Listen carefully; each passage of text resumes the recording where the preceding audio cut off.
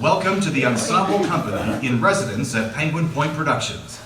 For further information regarding productions coming up from the Ensemble Company, please visit us at www.theensemblecompany.com and refer to your program to seek us out on social media.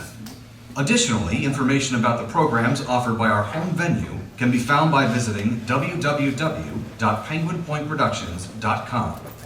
At this time, we ask that you silence your cell phones, dislodge noisy foods, and refrain from taking photographs or video for the duration of the performance.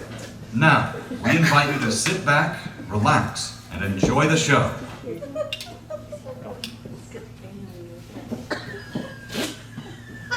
For Christ's sake, Martha. It's 2 o'clock in the morning, all right? Oh, Well, I'm sorry. what a clock. What a It's clock you late, are. you know, late.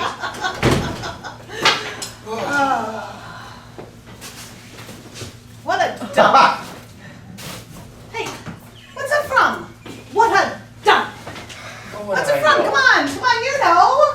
Martha. What's it from, for Christ's sake? What's what from? I just told you. I just did it. What a dump. What's it from? I haven't the faintest idea. Oh, come on, dumbbell. It's from some goddamn Betty Davis picture. Some goddamn Warner Brothers epic. Well, I can't remember every Warner Brothers epic. No one's asking you to remember every goddamn Warner Brothers epic, just one single little epic. Betty Davis gets peritonitis at the end. She's got this big black fright wig she wears all through the picture, and she gets peritonitis, and she's married to Joseph Cotton or something. Somebody. And she wants to go to Chicago all the time because she's in love with that actor with the scar, but she gets sick and she What sits actor? down What and scar? I don't remember his name, for God's sake. What's the name of the picture? I want to know what the name of the picture is. She sits down in front of her dressing table and she's got this peritonitis and she tries to put a lipstick on, but she can't. She gets it all over her face. But she decides to go to Chicago anyway, and then she's got this... Chicago. It's called Chicago. Oh, what is it? The picture. It's called Chicago. Good grief. Don't you know anything? Chicago was a 30s musical starring Little Miss Alice Faye. Don't you know anything? Well, that's probably before my time, but not yours. Damn it! Just cut that out. This picture. Betty Davis comes home from a hard day at the grocery store. She works at a grocery store? No, she's a housewife. She buys things. She comes home with the groceries and she walks into the modest living room of the modest cottage modest Joseph Cotton has set her up in. Are they married? Yes, they're married to each other. Clock. She comes in, she looks around, she sets her groceries down, and she says, "What a dump." She's discontent. Oh. Well, what's the name of the picture? I really don't know, Martha. Well, think. Well, I'm tired. It's late. I It's don't know time. what you're so tired about. You haven't done anything all day. You didn't have any classes or anything. Well, I am tired. And your father didn't set up these goddamn Saturday night orgies all the time. Oh, that's too bad about you, George. Well, that's how it is anyway. You didn't do anything. You never do anything. You never mix. You just sit around and talk. Well, what do you want me to do? Huh? You want me to act like you? You want me to go around praying at everybody? I don't pray! All right, don't pray. I do not pray! I said you didn't pray. Make me a drink. Huh? I said, make me a drink. I don't suppose a nightcap would kill either one of us. A nightcap? Are you kidding?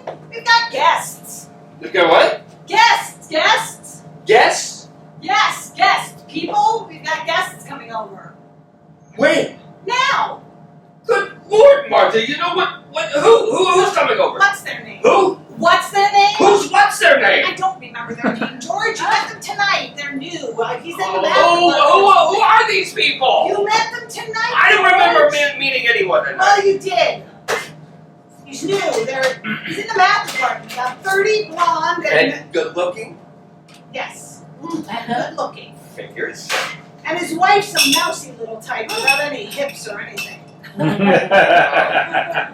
remember them now? Yes, I guess so, Martha, but why in God's name are they coming over now? Because Daddy said we should be nice to them. Oh, That's Lord. why. Daddy said we should be nice to them. But why now? It's after 2 o'clock in the morning. Thank you. Because Daddy said we should be nice to them. Yes, well, I'm sure he didn't mean we're supposed to stay up all night with these people. I mean, you know, we could have them over some Sunday or something. Well, never mind, because it is Sunday. It's very early. Sunday. All right. It's ridiculous. That's what it is. Well, it's done. All right, well, where are they? We got guests. Where are they? They'll be here soon. What do? They go home to get some sleep first or something? They'll be here. I wish you'd tell me something sometime. I really wish you'd stop springing things on me all the time. No, I don't spring things. Yes, you do. You really do. You're always springing things on me. George. Always. Oh, poor Georgie, Porgy. What am I? Oh, what are you doing? Are you sulky? Let me see. Are you sulky? Oh, Is that never what you're mind, doing? Martha. All right, just don't bother yourself, okay? Come on. Hey, who's afraid of Virginia Woolf? Virginia Woolf, Virginia Woolf. Hey, oh, come on. Didn't you think that was funny? I thought it was a scream, a real scream. It was all right, Martha. It was all right. You laughed your head off when you heard it at the party. I smiled. I didn't laugh my head off. I smiled, you know. It was all right. You laughed your goddamn head off. It was all right, Martha. It was a scream. It was very funny. Yes. You make me puke. Huh? You make me puke. Well, that was not a very nice thing to say, Martha. That wasn't what? A very nice thing to say. I like your anger. I think that's what I like about you most, your anger.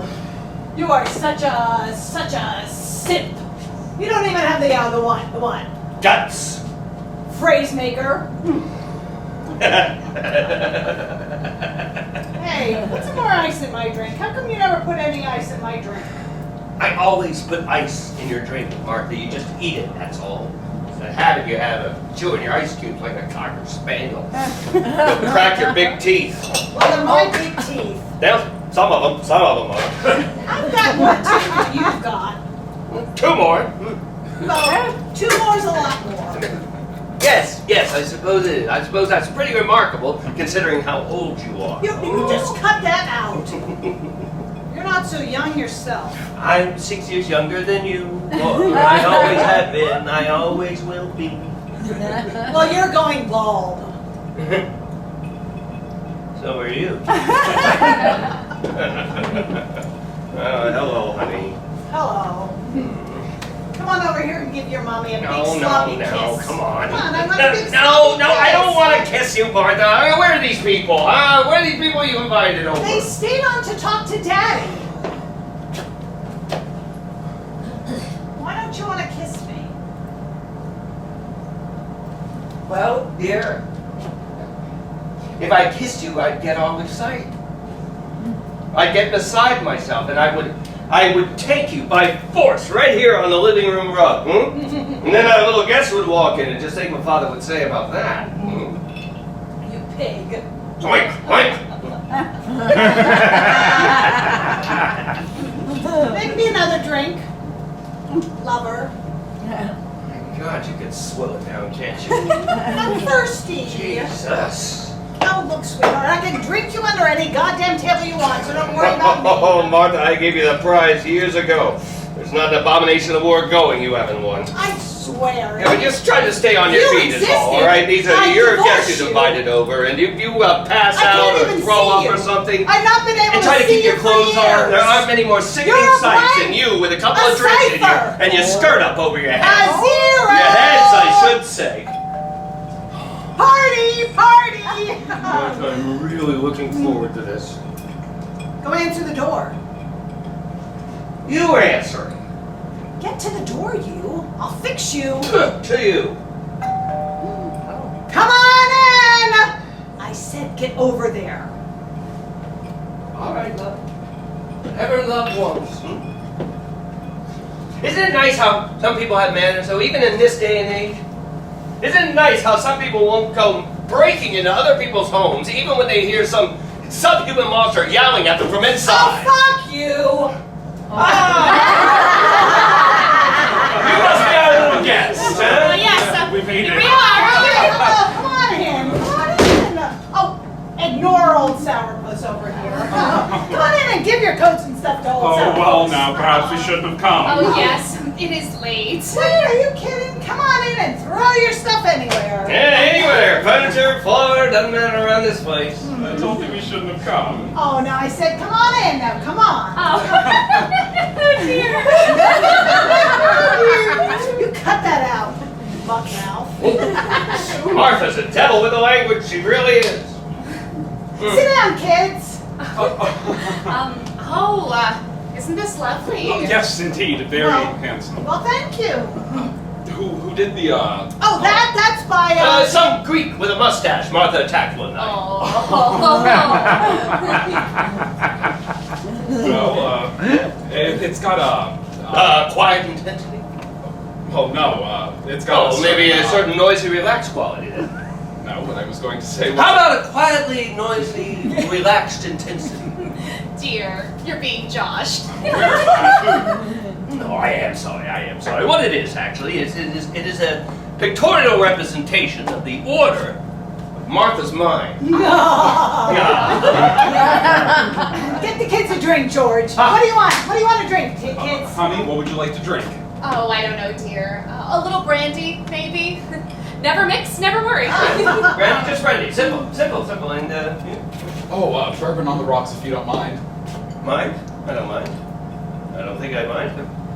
Rubbing alcohol for you, Martha? Never mix, never worry. Martha's taste in liquors has come down, simplified over the years, crystallized. Yeah, back when I was courting Martha, don't know if that's exactly the right word. Anyway, back when I was courting Martha, True, sweetie. at any rate, back when I was courting Martha, she would order the damnedest things, you know. We would go into a bar, a beer, whiskey, and a bourbon bar, you know. And then what she would do would be, she would screw up her face, think real hard, and come up with the brandy Alexanders, and creme de cacao frappes, gimlets, flaming punch bowls, 7-layer liqueur things. Well, they're good. I liked them. Yes, real ladylike little drinkies. But the years have Where's brought my rubbing alcohol? but the years have brought to Martha a sense of the essentials. The knowledge that cream is for coffee, lime juice is for pies, and alcohol, pure and simple. Here you are, Angel. For the pure and simple. For the mind's blind eye, the heart sees, and the livers crawl down the hatch all. Cheers, dears. You have a poetic nature, George. A Dylan Thomasy quality that gets me right where I live. Oh, vulgar girl. I'm a guest here. Hey. Who's afraid of Virginia Woolf? Virginia Woolf, Virginia Woolf. Who's afraid of Virginia Woolf? Oh, wasn't that funny? Oh, that was so funny. I thought I busted up laughing. George didn't like it. George didn't think it was funny at all. Lord Martha, do we have to go through this again? Trying to shame you into a sense of humor, Angel. No, Martha doesn't think that I laughed loud enough. Martha thinks that unless you, as she demurely puts it, unless you bust a gut, you're not having any fun. Unless you carry on like a hyena, you're not amused. Well, I certainly had a good time.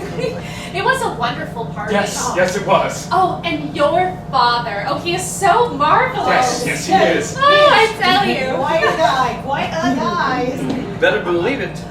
Oh, he's a wonderful man. Oh, I'm not trying to tear him down. The man's a god. We all know that. You lay off my father. Oh, certainly, love. Certainly. All I mean is that when you had as many of these faculty parties as I've had. Well, I rather appreciated it. I mean, aside from enjoying it, I appreciated it. When you're new in town, getting to speak to some of the new people, getting to talk to some of the men. when I was teaching back in Kansas. Oh, you wouldn't believe it, but we had to make our way all by ourselves. So isn't that right, dear? Yes, it is. We had to make our own way. I had to go up to wives in the library or at the supermarket and say, "Hello, I'm new here. You must be Mrs. So-and-so, Dr. So-and-so's wife." And it really wasn't very nice at all. Well, Daddy knows how to run things. He is a remarkable man. Oh, you bet your sweet life he is.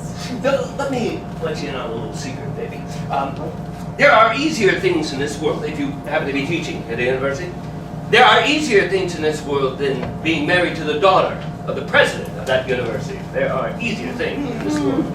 Well, it should be an extraordinary opportunity. For some men, it would be the chance of a lifetime. There are, believe me, easier things in this world. Well, I can understand how that might make for some awkwardness, perhaps. Well, some Conceivably. men would give their right arm for the chance. Alas, Martha, in reality it works out that the sacrifices usually have a somewhat more private portion of the anatomy. I was wondering if you could show me where. Martha, You all right? Oh, of course, dear. I just want to put some powder on my Martha, nose. won't you show her where we keep the euphemism? Sure. I want to show you the house. Oh, I think I'd like to. Wash out, yes. of course. Come with me. You two do some men talk for a while. We'll be back, dear. George, you really burn me up. All right. I mean it. You really do. Okay, Martha, just... I mean it. Okay, vanish. Shannon, come on. Vanish.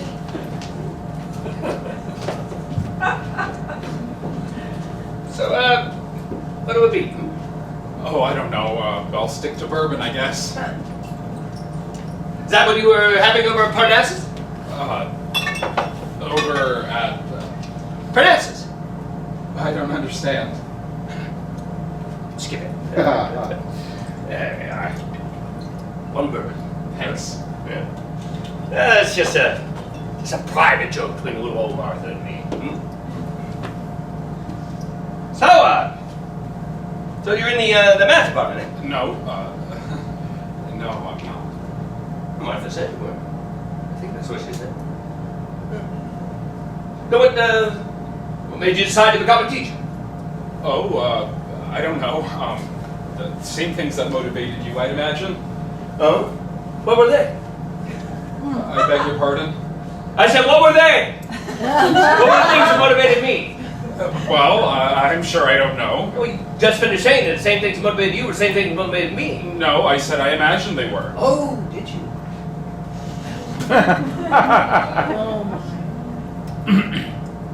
Like here?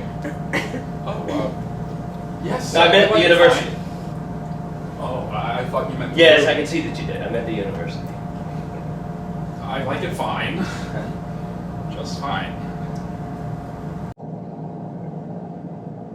You've been here quite a while, haven't you? Oh, yes. Ever since I married, what's her name? Even before that. Forever. Gas, hopes, and good intentions. Good, better, best. Bested. Ah, how do you like that birthday punching, young man? Sir, I'm Now sorry. you didn't answer my question. Sir? Don't you condescend to me. I asked you how you like that for the clinching. Good, better, best, bested. Huh? Right? Well, I really don't know what to say. You really don't know what to say. All right. What do you want me to say? Do you want me to say it's funny so you can contradict me and say it's sad? Or do you want me to say it's sad so you can say, no, it's funny? You can play that damn little game any way you want, you know? Very When my good. wife gets back, I think we'll go ahead and... No, just calm down, my boy. Just calm down. Here, give me your glass. I already have one. Let me When my finish wife it. gets Just give me back, your glass. Just give me your glass. It's just that you and your wife seem to be having... Oh, Martha and I, we're having nothing. Martha and I are merely exercising is all. We're merely out walking what's left of our wits. Pay no attention. I really don't think... No, come on. Let's just sit down. Let's just sit down and talk, shall we? It's just that I don't like to become involved in other people's affairs. Oh, well, you'll get over that. Small college and all. Musical beds is a faculty sport around here. Sir? That's a musical bed. Just a never mind. I really wish you wouldn't go sir like that. With a question mark at the end. I know it's meant as a sign of respect for your elders, but the way that you do it, sir, madam. No disrespect intended. How old are you? I'm 28. I'm 40-something. Aren't you surprised? I mean, don't I look older? Doesn't this gray quality suggest 50s? Don't I sort of fade into the background, get lost in the cigarette smoke? I think you look fine. You know, well, I've always been lean. I put on 10 pounds since I was your age. Yes. I don't have a paunch either. What I have is just distension below the belt, but it's hard. It's not soft flesh. My. I used a handball court, huh? Hey, what do you weigh? 185, 190, something like that? Well, You play handball? Yes. No. But I mean, it's not very well. Well, then we should play sometime. Martha's 125 years old. She weighs somewhat more than that. How old is your wife? She's 26. Martha's a remarkable woman. I imagine she weighs 105, 108. Your wife weighs. No, my boy, your wife! Yours! My wife is Martha! Yes, I know that. Yeah! If you were married to Martha, you would know what that means. And again, if I was married to your wife, I would know what that means too, wouldn't I? Yes. Martha tells me you're in the math department or something. Oh, I'm not. No, Martha's seldom mistaken. Perhaps you should be in the math department or something. I'm a biologist. I'm in the biology department. Oh! Sir? You're the one! You're the one's making all that trouble, making everyone the same, rearranging the chromosomes or whatever they are. Not exactly. Chromosomes. I'm very mistrustful. Do you believe that people learn nothing from history? Not that there is nothing to learn, but that people learn nothing. I'm in the history department. Well, I I'm a doctor. A-B-M-A-P-H-D. Apophyt. Apophyt has been variously described as a wasting disease of the frontal lobes and a wonder drug. It is actually both. Biology, huh? Very mistrustful. Very mistrustful. Yeah, I read somewhere that science fiction is not really fiction at all. That you people are going to rearrange my genes to make everyone like everyone else. I will not have that. Would be a shame. I mean, look at me. Really such a good idea for everybody to be 40-something and look 55? You didn't answer my question about history. Oh, look, this genetic business. Oh, that, yes, that's very, very upsetting, very disappointing. But history is a great deal more disappointing. I'm in the history department. Yes, I know you told me that. Yes, I know I told you. I shall probably tell you several more times. Martha often tells me I'm in the history department. Instead of being the history department, instead of running the history department, I do not run the history department. Oh, well, I don't run the biology department. You're 21. 28. 28! Perhaps when you are 40-something and look 55, you will run the history department. Biology. Into the biology department, yes. I did run the history department for 4 years during the war, but it's because everybody went away. Then everybody came back. Because nobody got killed.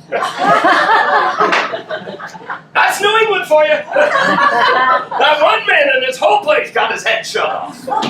It's pretty irrational.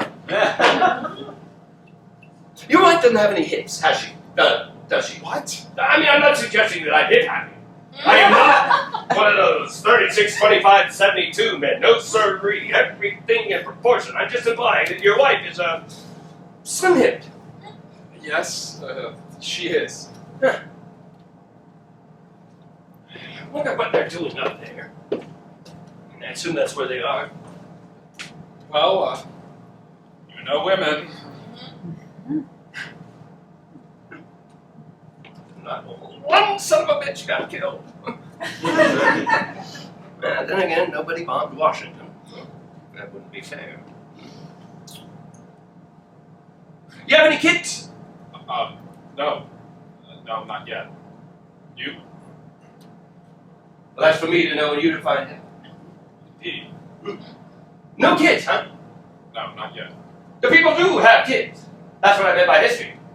You people are going to create them in test tubes, babies. You biologists. What will become of the tax deduction, huh? Anybody thought of that? That's what you do intend to have kids. I mean, in spite of history. Yes, certainly. We want to wait until we're settled first. And this is your heart's content, huh? Your Illyria, your Gomorrah, your Penguin Island. You think you'll be happy here in New Carthage, eh? Well, I hope we'll stay here. Every definition has its boundaries. Huh? Yeah. I mean, it's not a bad school. You don't do, but it's not UCLA. It's not MIT. It's not Sorbonne. It's not Moscow U, even for that matter. I don't mean forever. Well, I would not let that get bandied about. The old man wouldn't like it. Martha's father expects loyalty out of his staff. I was going to use another word. Martha's father expects the staff to cling to the walls of this place like the ivy, to come here and grow old, to fall in the line of service. There was a man, a professor of Latin and elocution, who fell in the cafeteria line one lunch. He was buried, as many of us have been, and many more of us will be, under the shrubbery around the chapel. It has been said, and I have no reason to doubt, that we make excellent fertilizer.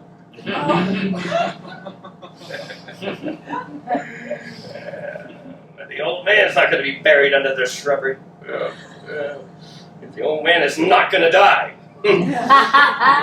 Martha's father has a staying power of one of those Micronesian tortoises. There are rumors, which you must not breathe into Martha, or she foams at the mouth. There are rumors that the old man, her father, is over 200 years old. There's probably an irony involved in that, but I am not drunk enough to figure out what it is. How many kids you gonna have? I don't know. My wife, she's Slim-hipped. Straight, huh? Yes. Martha! Damn it. You know, you asked me once before if I knew women. Well, one of the things I don't know about women is what they talk about when the men are talking. I should find out sometime. What do you want? Isn't that a beautiful sound? What I mean is, what do you think they talk about, or don't you care? Oh, well, themselves, I would imagine. George? Do you find women puzzling? Yes and no. Oh, well, here's one of you at least. Oh, she'll be right down. You must see this house, dear.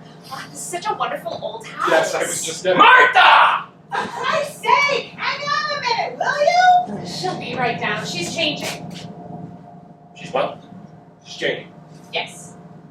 Her clothes? Her dress. Why? Why, I imagine she wants to be comfortable. Oh, she does she? Well, heavens, I You mean, don't know! Honey, you feel alright? Yes, dear. Perfectly fine.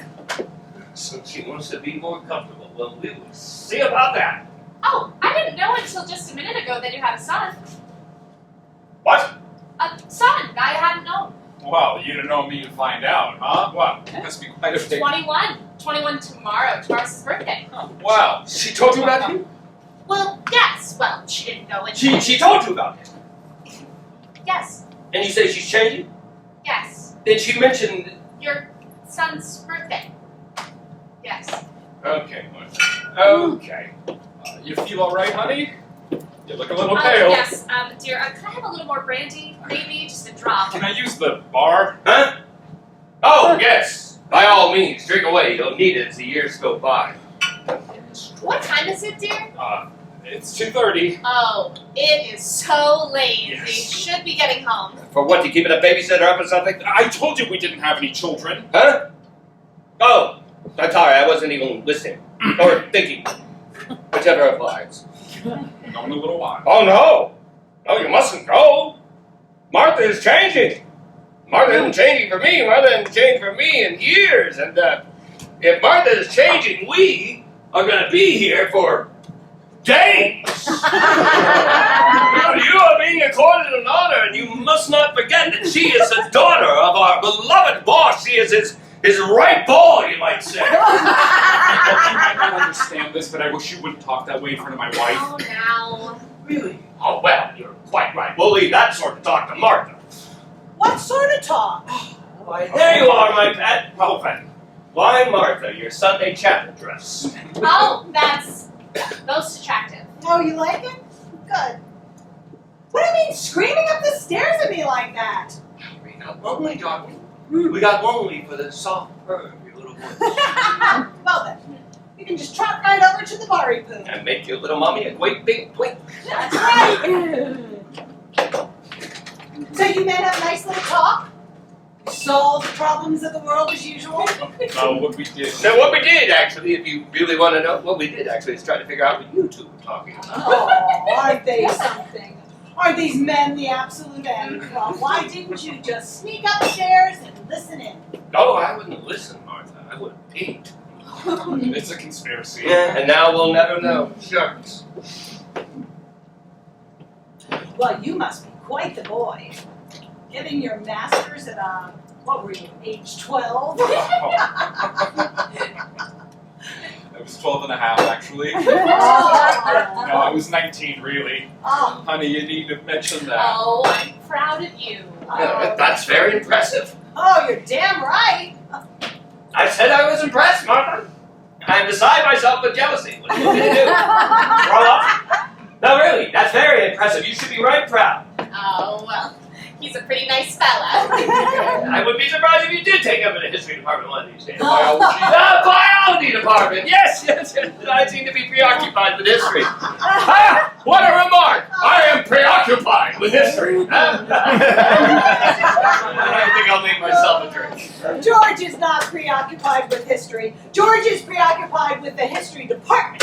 George is preoccupied with the history department. Because George is not the history department, but only in the history department. Yes, Martha, we went through all that while you were upstairs, getting up. There's no need to go through it again. That's right, baby. Keep it clean. George is bogged down in the history department. That's what George is. He's a bog. A bog. A fen. A GD swamp. A swamp. Hey, swamp! Hey, swampy! Yes, Martha. Can I get you something? Oh, why, you can, light my cigarette if you're of a mind to. No. No, I will not. There are limits. No. A man can only put up with so much without he descends another rung or two on the old evolutionary ladder, which is up your body. Yeah. 6, Martha! And it's a funny ladder. You can't reverse it. So start back up once you're descending. No, I will, I'll hold your hand when it's dark outside and you're afraid of the boogeyman. I will tote your gin bottles out after midnight so no one else will see, but I will not light your cigarette. And that, as they say, is that. Jesus. Hey, you play football, huh? Dear. Oh, yes, but I was a quarterback. I was much more adept at boxing, really. Boxing? Oh, you hear that, George? Yes, Martha. You must have been pretty good at it. You don't look like you got hit in the face at all. He was intercollegiate state light heavyweight champion. Honey. Well, you were. Oh, well, it looks like you still got a pretty good body now, too. Martha, decency. Oh, shut up. Oh, have you? Have you kept your body? Yeah, I work out. Oh, do you? Yeah. Oh, yes. Yes, he has a very firm body. Oh, well, have you? Well, I think that's very nice. Well, you never know, Oh, once you have it. yeah, you never know when it's going to come in handy. Well, I was going to say, why give it up till you have to? Oh, I couldn't agree with you more. I couldn't agree with you more. Martha, your obscenity is more than I can handle Oh. right now. George here doesn't cotton much to body talk. He isn't too happy when we get to muscle, flat bellies, pectorals. Would you like to take a walk around the garden? now. You're amused, all right? Punchy isn't too happy when the conversation moves to muscle. How much do you weigh? 185, 190. Oh, still at the light heavyweight limit, eh? That's Yeah. pretty good. Hey, George, tell them about the boxing match we had. Christ. Tell them about No, it. you tell him, Martha. You're good at it. Is he alright? Oh, him, sure. George and I had this boxing match, 20 years ago? A couple of years after we were The married. boxing match, the two of you. Really? Yep, the two of us, really. Well, I can't imagine it. Well, like I said, it was 20 years ago, and it wasn't in a ring or anything like that. It was wartime, and Daddy was on this physical fitness kick. Uh-huh. Daddy's always admired physical fitness. Says a man is only part brain. He's got a body too, and it's his responsibility to keep both of them up. You know. Yeah, that's right. Says the brain can't work unless the body's working too. Well, that's not exactly so. Well, maybe that's not what he says, but something like it. Anyway, it was wartime, and Daddy got the idea that all the men should learn how to box. Self-defense. Guess the idea was that if the Germans landed on the coast or something, the whole faculty would go out and punch him to death. Well, it was probably more the principle of the thing, Right. really. Yeah, no kidding. Anyway, Daddy had a couple of us over one Sunday, and we went out into the back, and Daddy put the gloves on himself. Well, Daddy's a strong man, you know. Yes, yes. And he asked George to box with him. And George said he didn't want to. Probably something about not wanting to bloody up his meal ticket. Anyway, George said he didn't want to, and Daddy was saying things like, "Come on, young man, what sort of son-in-law are you?" and stuff like that. Anyway, while this was going on, I don't know why I did it. I got into a pair of gloves myself. I didn't lace them up or anything. And I snuck up behind George, and I yelled out, "Hey, George!" And at the same time, I let go sort of a roundhouse right. Just kidding, you know? And he swung around real quick, and he caught it, pow, right in the jaw. I had not meant it anyway, but pow, right in the jaw. And he was off balance, or he must have been, because he stumbled back a couple steps, and then he landed, crash, flat in a huckleberry bush. Oh, it was awful. It was funny, but it was awful. I think it's colored our whole life. I really do. I think it's an excuse anyway. What he uses for being bogged down, and it was an accident, a real goddamn accident. You know? You're dead! Now you're dead! Oh, my goodness! I've never been more frightened in my life. Never. You like that, did you? That was pretty good. Yeah, give me a kiss. Later, sweetie. Oh, hey! Oh, is that what you're after now? What are we gonna have? Blue games for the guests? You prick. Everything in its place, Martha. Everything in its own good time. Now here, let me show you. It goes in like this. Here. And, well, that's damn clever. Hey, drinks up. Drinks for all, huh? I'm not finished. Oh, I think I need a little something. Is that Japanese? Probably. I was really never more frightened in my life. Weren't you frightened just for a second? I don't remember. Oh, now. I bet you were. Did you really think I was going to kill you, Martha? You kill me? Oh, that's a laugh. Well, now I might someday. Fat chance. Where's the John? Oh, it's up through the hall and down to your left. Don't you come back with any guns or anything now. No. You don't need any props, do you, baby? I bet not. Hey, jab gun for you. Can I leave my drink here? Yeah, sure. We got half-filled drinks, glasses everywhere in this house. Everywhere where Martha's forgotten them. Oh, the linen closet, the edge of the bathtub. I even found one in the freezer once. You did not. Yes, I did. You did not. Yes, I did. Brandy doesn't give you a hangover, does it? I never mix. And then I don't drink very much either. Oh, that's good. Your husband was telling me all about the chromosomes. The what? The chromosomes, Mother, the genes or whatever they are. You have a terrifying husband. Oh, no, really. He's quite terrified with his chromosomes. He's in the math department. No, Martha, he's a biologist. He's in the math department. Biology. Are you sure? Well, I ought to. B. Well, I suppose so. I don't know who said he was in the math department. You did, Martha. Well, I can't be expected to remember everything. I need 15 new teachers and they're goddamn wise. Present company outlawed. And I'm supposed to remember everything? So he's a biologist. Well, biology's even better. It's less abstruse. Abstract. Abstruse. In the sense of recondite. Don't give me words. Biology's even better. It's right at the meat of things. Oh. You're right at the meat of things, baby. Oh, They thought you were in the math department. well, maybe I ought to be. No, you stay right where you are. You stay right at the meat of things. You're obsessed with that phrase, Martha. It's ugly.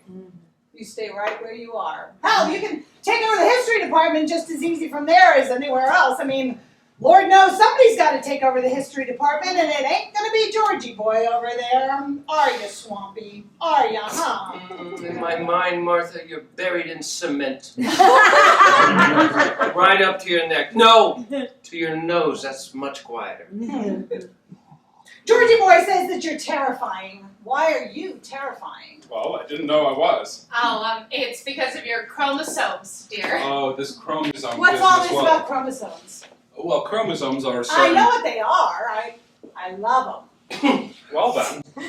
Martha eats them. For breakfast, she sprinkles them on her cereal. Now, it's quite simple, Martha. This young man is working on a system whereby chromosomes can be altered. Well, not all by himself. He probably has one or two co-conspirators. But the genetic makeup of the sperm cell changed. Reordered. Two-ordered, actually, for hair, eye color, stature, potency, I imagine, hairiness, features, health, and mind. Most important, mind. All imbalances will be corrected, sifted out. Propensity for various diseases gone. Longevity assured. We will have a race of men. Test tube bred, incubator born, superb and sublime. Oh, how exciting. But everybody will tend to be rather the same, alike. Everyone, and I'm sure I am not wrong here, will tend to look like this young man here. Well, that's not a bad idea. Right now. It will be all on the surface of it, all rather pretty, quite jolly. But there will be a dank side to it too. A certain amount of regulation will be necessary for the experiment to succeed. A certain number of sperm tubes will need to be cut.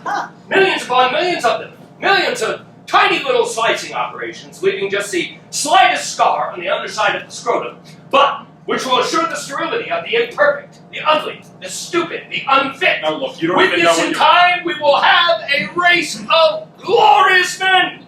I suspect we will not have much music, much painting, but a civilization of men, smooth, blonde, and right at their light heavyweight limit. A race of scientists and mathematicians, each dedicated to and working for the greater glory of the super civilization. Oh, well, goody. There will be a certain loss of liberty, I imagine, as a result of this experiment, but then diversity will no longer be the goal. Cultures and races will eventually vanish. The ants will take over the world. Are you finished? And I naturally am rather opposed to all of this. History, which is my field, history of which I am one of the most famous bogs, will tend to lose its glorious variety and unpredictability. And with me the surprise, the multiplexity, the sea-changing rhythms of history will be eliminated. There will be order and constancy, and I am unalterably opposed to it. I will not give up Berlin. Well, you'll give up Berlin, sweetie. What are you going to do? Defend it with your paunch? I don't see what Berlin has to do with anything. There is a saloon in West Berlin where the bar stools are 5 feet high and the earth, the floor, so far below. I will not give up things like that. No, I will not. I will fight you, young man, one hand on my scrotum to be sure, but with my free hand, I will battle you to the death. Oh, bravo! Yeah, right. And I'm going to be the wave of the future. Oh, you bet you are, baby. I don't see why you want to do all those things, dear. I mean, you never told me. The most profound indication of social malignancy. No sense of humor. None of the monoliths could take a joke. Read history. I know something about history. You don't know much about science, do you? I know about history. I know when I'm being threatened. So everyone's gonna look like you, huh? Yeah. I'm gonna be a personal fucking machine. Oh, isn't that nice? Dear, you mustn't. You mustn't. I'm sorry, you mustn't. honey. With such language. I'm sorry, alright? Well, all right.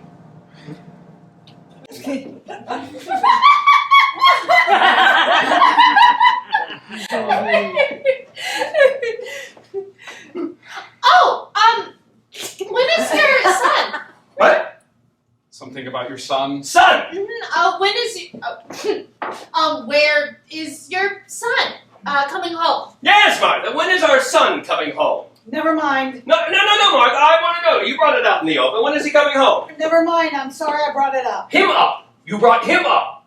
Oh, well, more or less. No. I mean, when's the little bugger supposed to appear? Isn't tomorrow meant to be his birthday or something?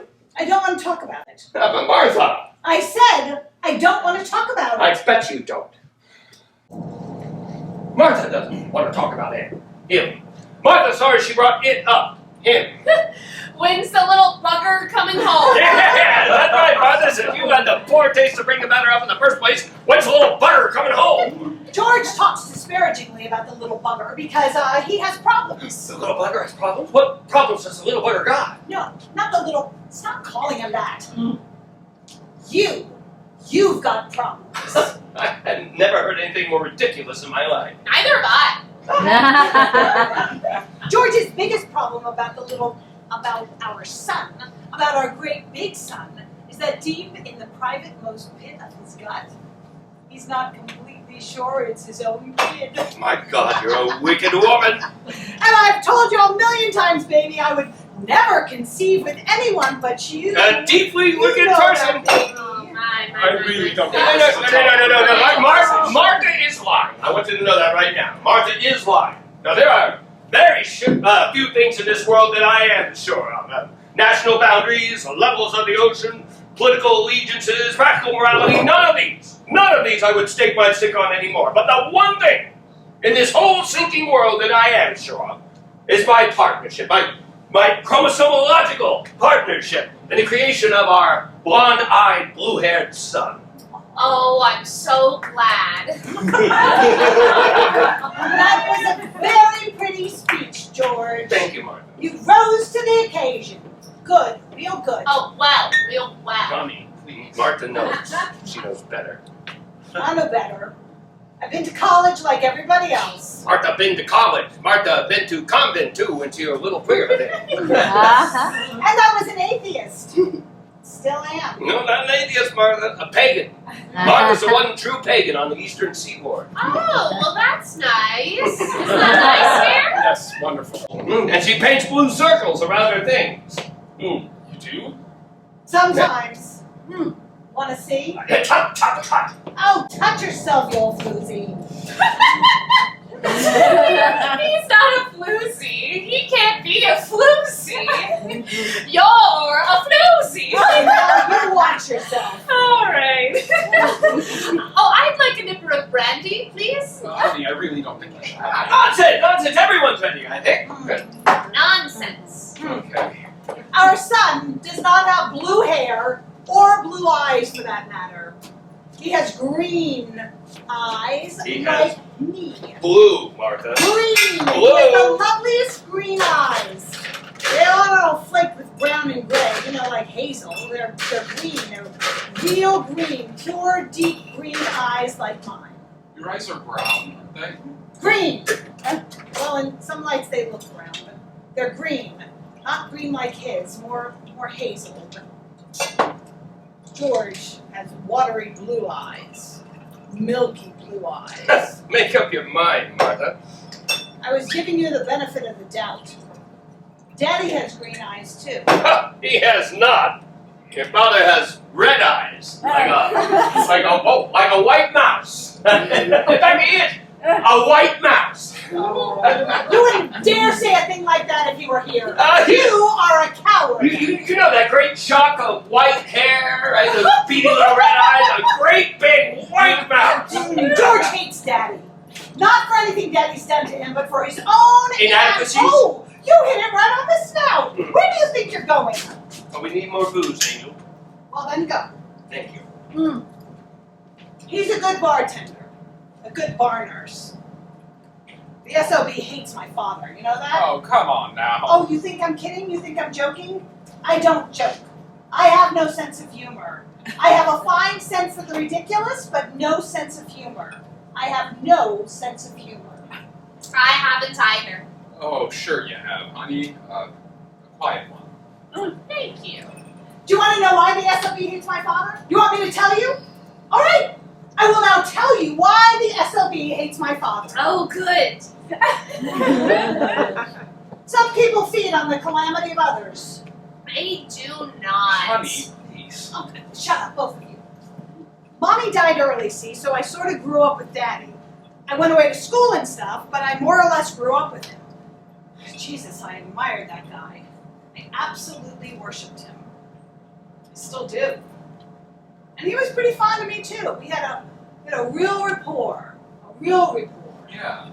And Daddy built this college. I mean, he built it up from what it was. It's his whole life. Uh-huh. He is the college. The college is him. Do you know what the endowment was before he took it over and what it is now? You look it up sometime. Yes, I know. I Now was shut reading. up and listen, cutie. So after I got done with college, I came back here and I sort of sat around for a while. I wasn't married or anything. Well, I had been married, sort of, for a week, my sophomore year at Miss Muff's Academy for Young Ladies College.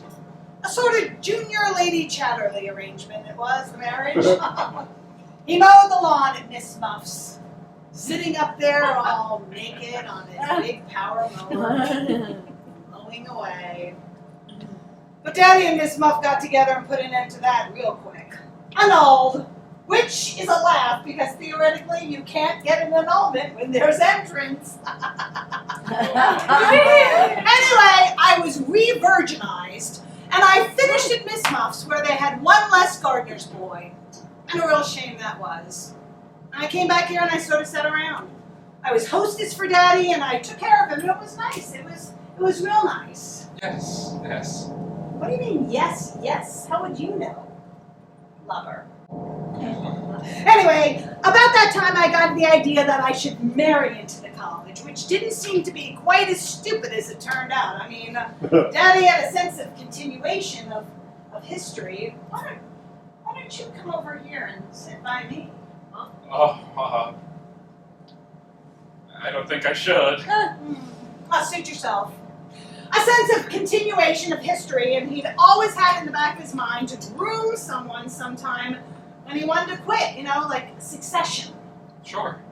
Which is natural, of course, because when you've made something, you want to pass it on to somebody. It wasn't his idea that I didn't necessarily marry the guy. I mean, I wasn't the albatross. He didn't have to take me to get the prize or anything. Something that I had in the back of my mind. I mean, a lot of the new men were married, naturally. Sure. Like you, baby. Like you, baby. And then George came along. Along came George. Along came George, Barry Hoops. What are you doing now, Martha? I'm telling a story. Sit down, you'll learn something. Alrighty. Oh, you've come back. That's right. Oh dear, he's come back. I see that. Where was I? I'm so glad. Shh. Oh, yeah. And along came George, who was young, intelligent, and bushy-tailed, and sort of cute, if you can imagine it. And younger than you. And younger than me. By 6 years. By 6 years, it doesn't bother me, George. And along he came, bright-eyed into the history department. And you know what I did, dumb puck that I am? You know what I did? I fell for him. Oh, that's nice. She really did. You should have seen her. She would sit outside my room at night on the lawn and claw at the turf and howl. I couldn't work. Yeah, I actually fell for him. There. Martha's romantic at heart. That I am.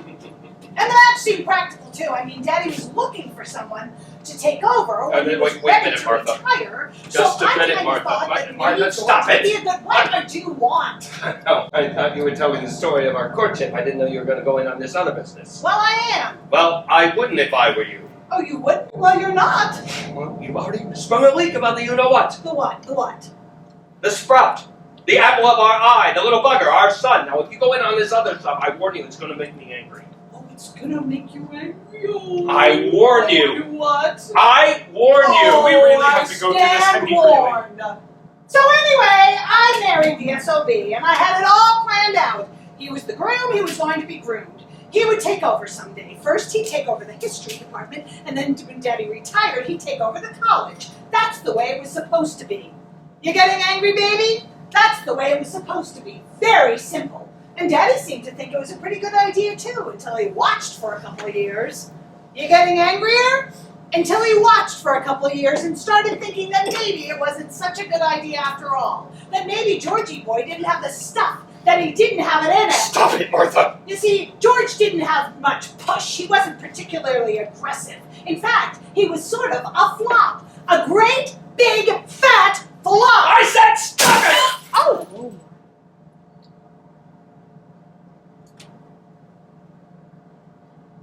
I hope that was an empty bottle, George. You don't want to waste good liquor. Not on your salary. Not on an associate professor's salary. You see, he'd be no good at trustees' dinners, fundraising. You see, he didn't have any personality. Don't go It was on, Martha. very disappointing to Daddy, as you Don't. can imagine. So here I am, stuck with this flop, this bog in the history department. Who's afraid of married to the Virginia president's Woolf? daughter, Virginia who's Woolf? expected to be Virginia somebody. Woolf? Not Who's some afraid of nobody, Virginia some Woolf? bookworm, Hurry somebody up. so damn Who's afraid of he Virginia can't Woolf? make anything Virginia of himself. Woolf? Virginia Something Woolf? about the Who's afraid of Virginia Woolf? Hurry up. I'm going to be sick. I'm going to be sick. I'm going to vomit. Oh. For God's sake. Jesus.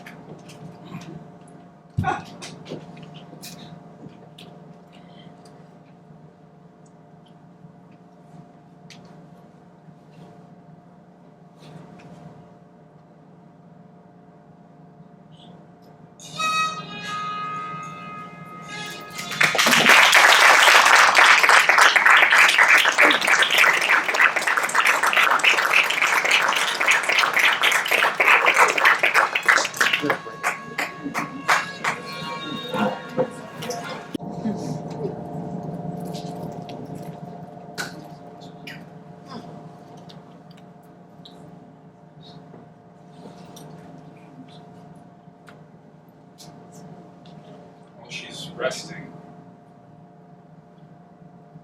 She really shouldn't drink. She's very frail. And slim-hipped, as you know. I'm really very sorry. Where's my little yum-yum? Where's mine? She's making coffee in the kitchen. She gets sick quite easily. Martha? No. I haven't been sick a day in her life. What's you count the time she spends in the rest home? No, my wife. My wife gets sick quite easily. Your wife is Martha. Oh, yes, I know. She doesn't spend any time in a rest home, does she? Your wife? No, yours. Oh, no. No, she doesn't. I would though. If I were her. She, but I'm not, so I don't. I'd like to though. Pretty bouncy around here sometimes. Yes, I'm sure. Yeah, well, you saw an example though. I try not to, To get involved, is that right? Yes, that's right. Yeah. Yeah, imagine that. I find it rather embarrassing. Oh, you do, huh? Yes, really, quite. Yes, really, quite. It's disgusting. No, look, I didn't have Disgusting! anything to do- You think I like having that whatever it is tear me down, ridicule me in front of you? You think I care for it? No, I don't imagine you do. Oh no, you don't imagine it. No, I don't imagine you care for it at all. Ah, well, your sympathy disarms me.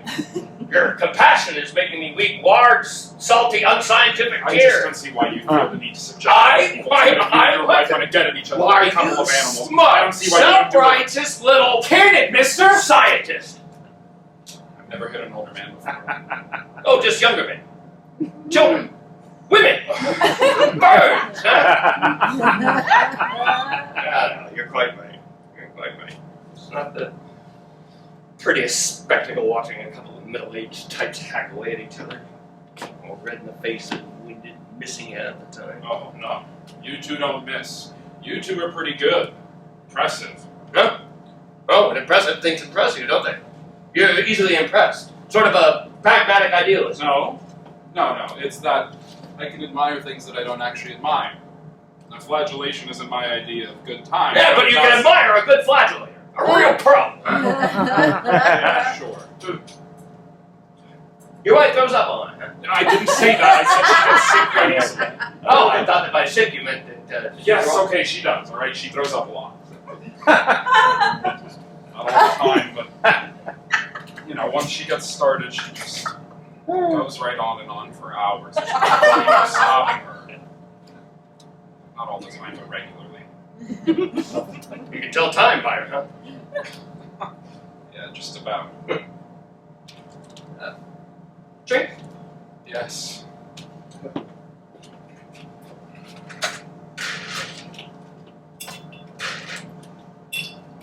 I married her because she was pregnant. Oh.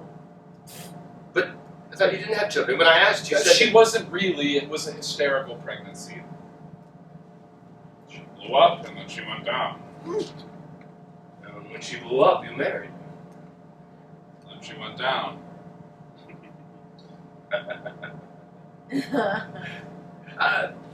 Bourbon is right.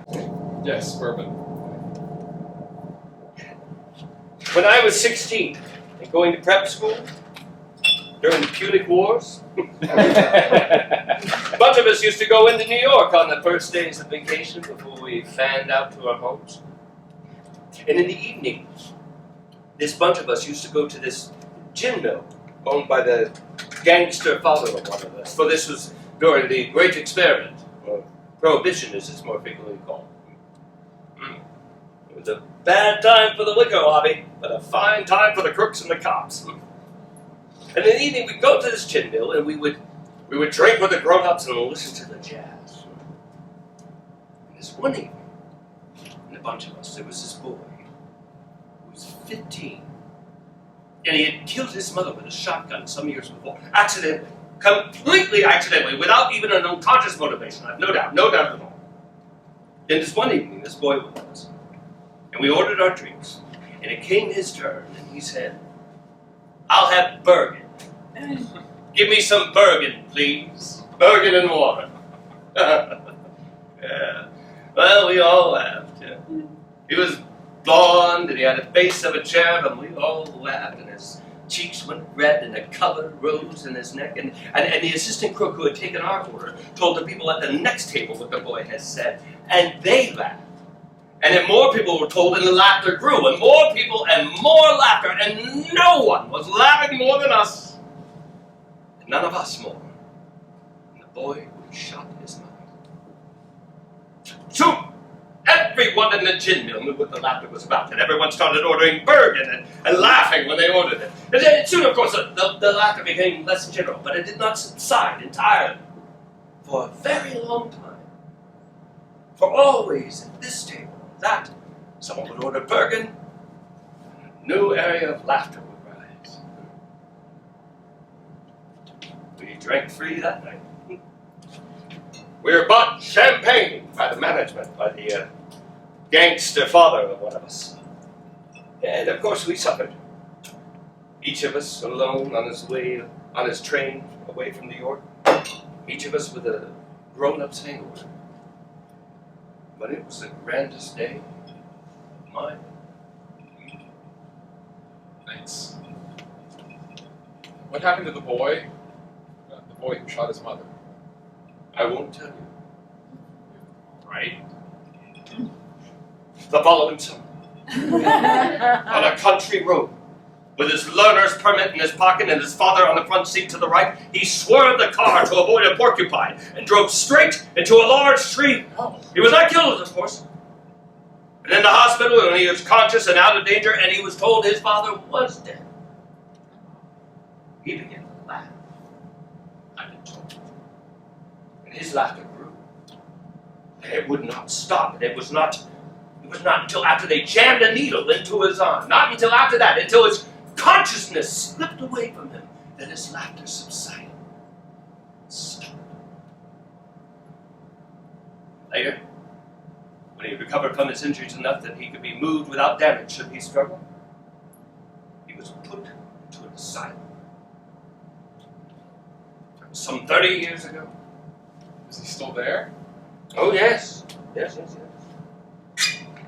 And I have been told that for these 30 years,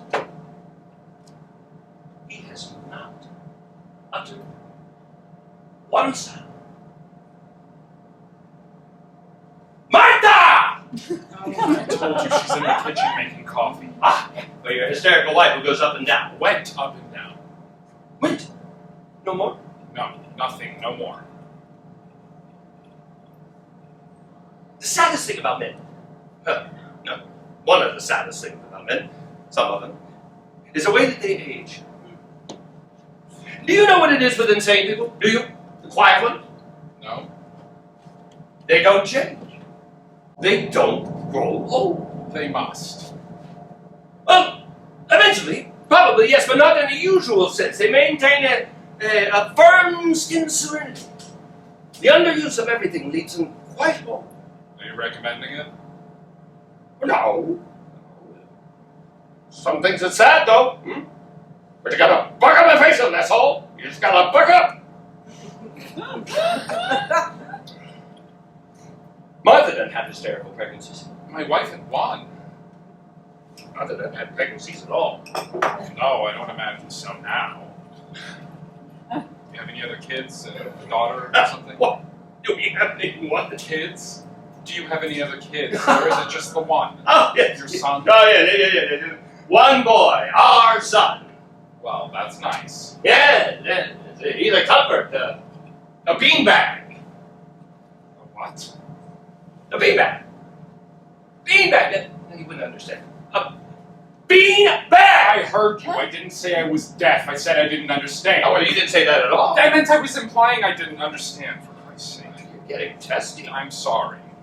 All I said was our son, the apple of our 3 eyes, Martha being a cyclops. Our son is a beanbag, and you get testy. Look, it's been a long night, all right? We've been drinking since 9 o'clock. My wife's in the camp throwing up. There's been a lot of screaming And going so on you're around here. testy, naturally.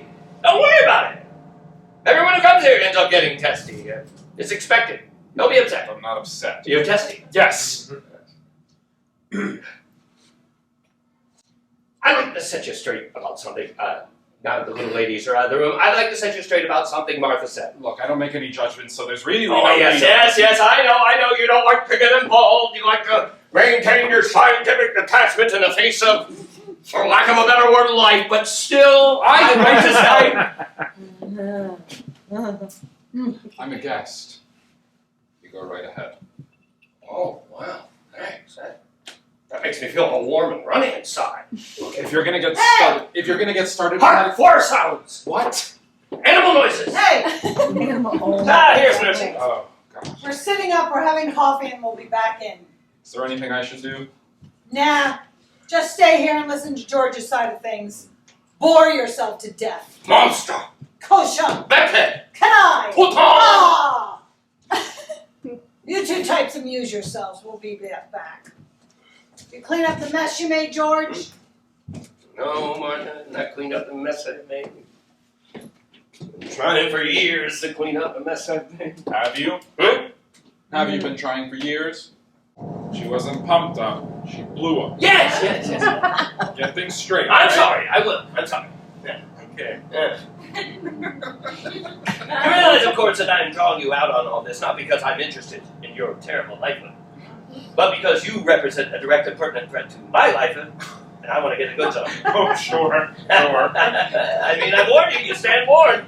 I stand warned. You know, it's you sneaky types that get me the most. You ineffectual sons of bitches. You're the worst. Oh, yes, we are. Sneaky. The elbow in your steely blue eye, the knee in your solid gold coin, we're the worst. Yeah. Well, I'm glad you don't believe me. I know you've got history on your side. You've got history on your side. I've got biology on mine. History? Biology. I know the difference. Yeah, well, you don't act it. No? No. I thought we decided you were going to take over the history department first, before you took over the whole works. You know, sort of a step at a time. What I thought I'd do is I'd sort of generally insinuate myself. You know, play around for a little while, find all the weak spots and shore them up, but with my own nameplate on it. That become a sort of a fact, and then turn into a what? An inevitability. Exactly. An inevitability. Take over some of the courses from some of the older men. Start some special groups for myself. Plow a few pertinent wives. Ha ha! Now there you're talking, right? No, you can take over all the courses you want. You can gather as much of the young elite in the gymnasium as you like, but until you start plowing pertinent wives, you're not really working, right? I mean, the way to a man's heart is through his wife's belly, and don't you forget it. Yeah, but you're right. Yeah. And the women around here, they're no better than the putas. You know the putas, the South American ladies of the night? Hmm? You know what they do down there in Brazil, in Rio, the putas? Hmm? They hiss. Like geese. They stand around in the street and they hiss at you like a bunch of geese. Gangle. Huh? Gangle, not bunch. Gangle with geese. Well, if you're gonna get all cute about it.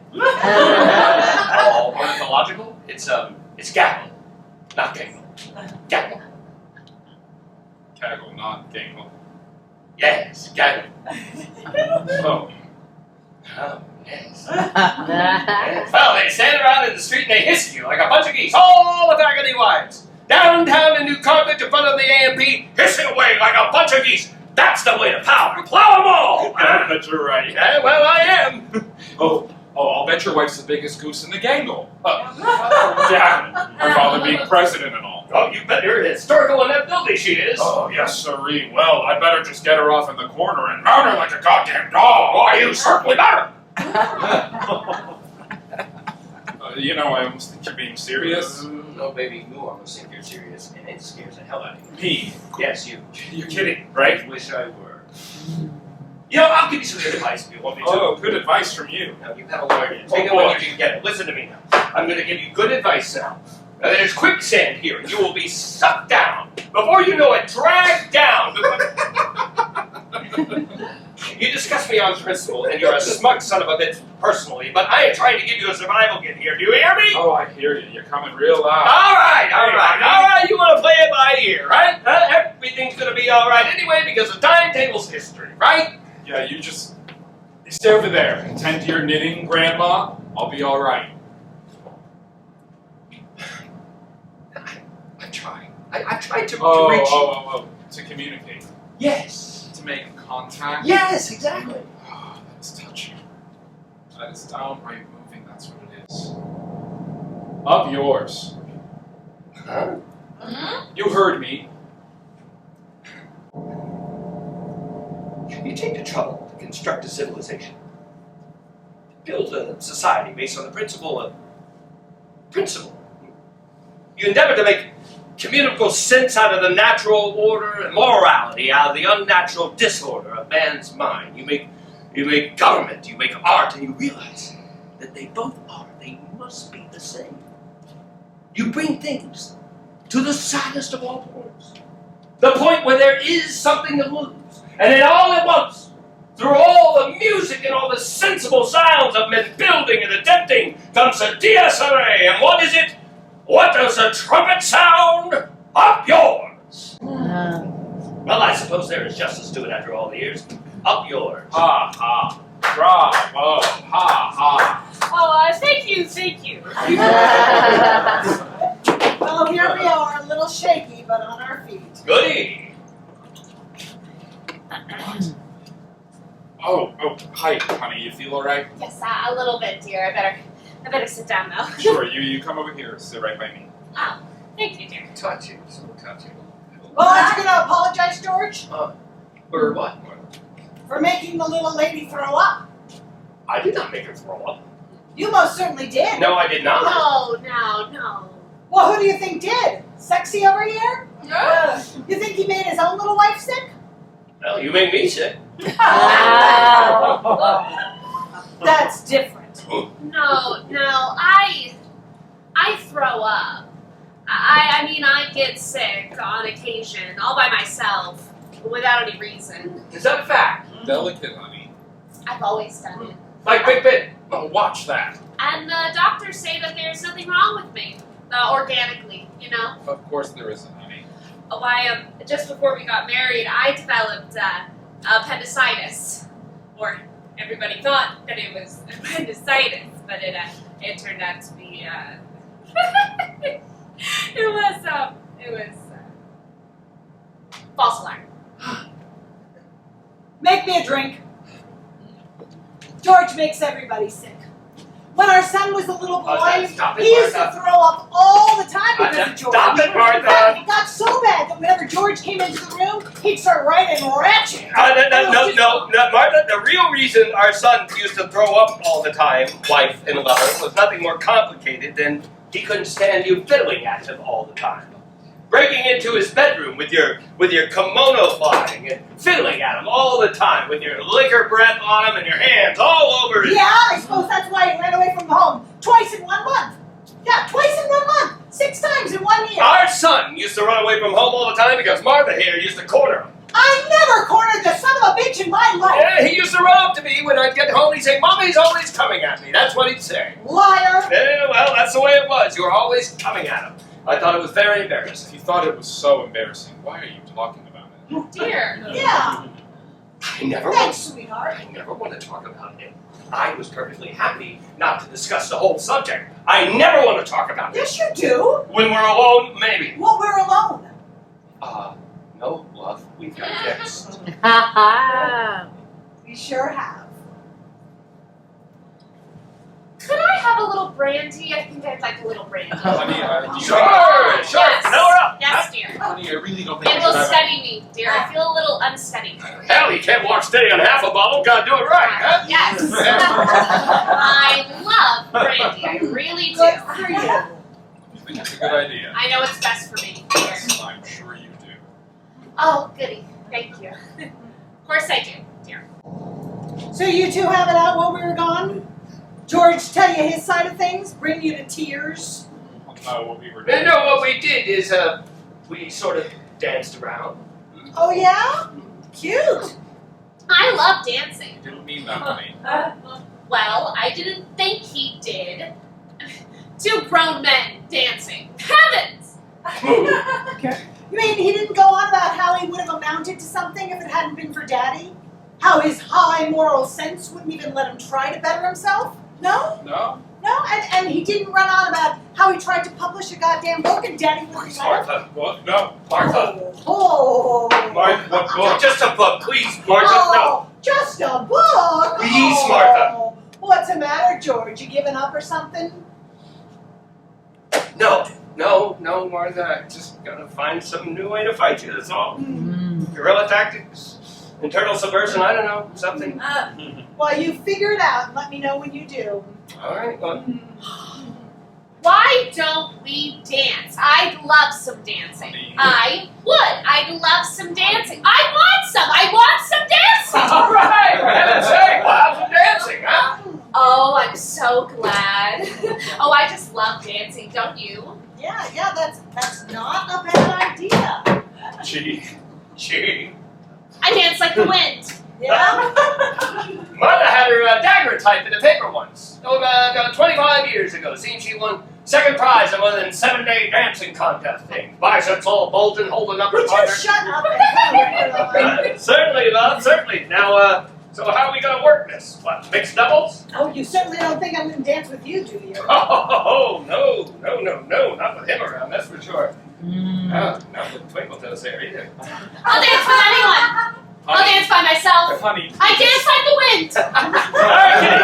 All right, choose up and hit the sack, huh?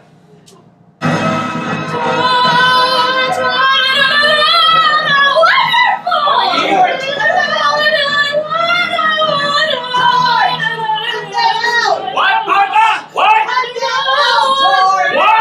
Oh, you son of a bitch! Cut it out! What did you say, love? I say you stop. Why did you Honey. stop? Stop that. I thought it was fitting, Martha. Oh, you did? You're always at me when I'm having a good time. I'm sorry, Just honey. leave me alone. to dance, and you don't want me to. I'm sorry, honey. I like Just to dance. leave me alone. Martha's gonna do something now. The little lady's gonna lead the band. Martha's gonna put on some rhythm she understands. Sacre to Papin, baby. Hi, sexy. That's it, see you, Martha. Do your stuff. You want to dance with me, Angel Tits? What did you just call my wife? Oh. No. If I can't do my interpretive dance, I don't want to dance with anyone. I will just sit here and...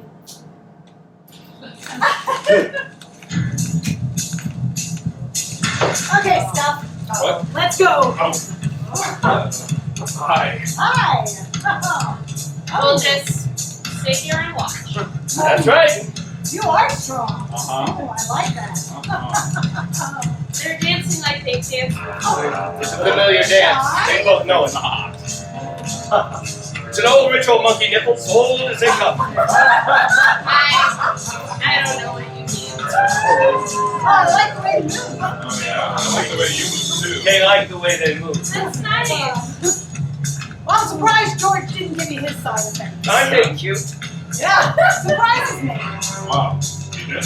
He usually does when he gets a chance.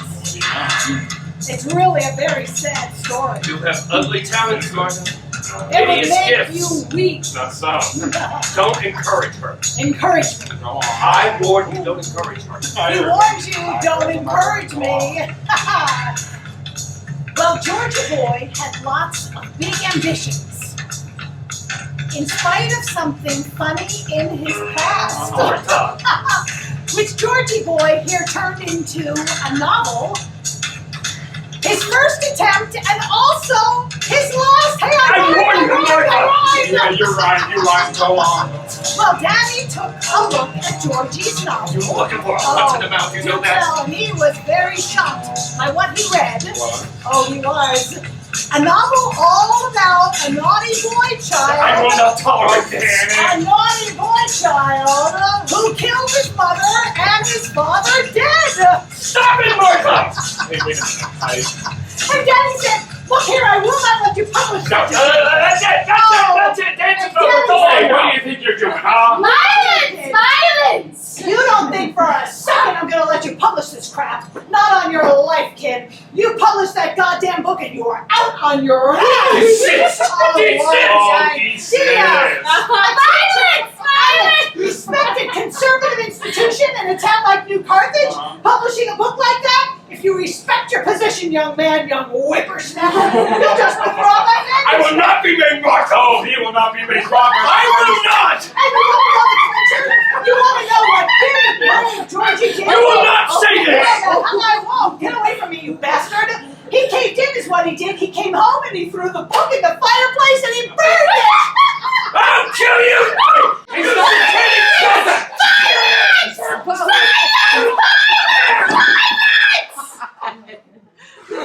That's enough now. Coward.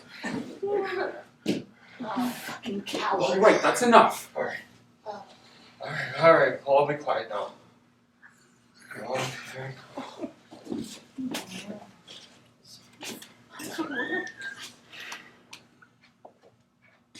That wasn't fair, you know.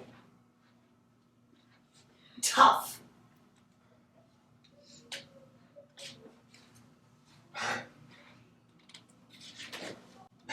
Well, that's one game. What should we do now? Come on, let's get something. I mean, we got to humiliate the host. We're done with that one, huh? What should we do now? Oh, look, I just. Come on. Come on, we must know other games. College types like us. I think that could be the limit of our vocabulary, I Ken. think maybe we. Let's see now. What else can we do? There are other games. How about Hump the Hostess, huh? How about that one? You want to play Hump the Hostess? You want to play that one? Huh? Hump the Hostess? All right, Huh? calm Huh? down now. Huh? Or is that for later? Mount her like a goddamn dog, huh? Hump the hostess! Oh, just shut up, you!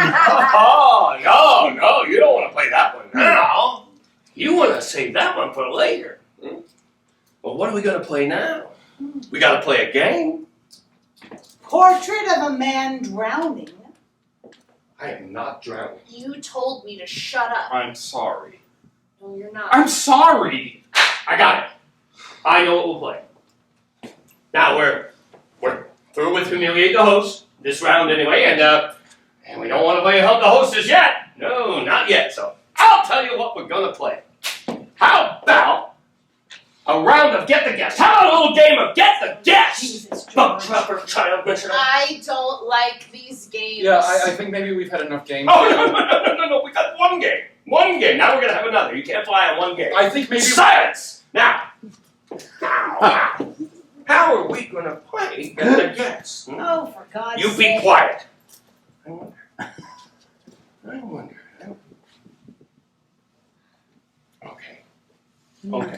Okay.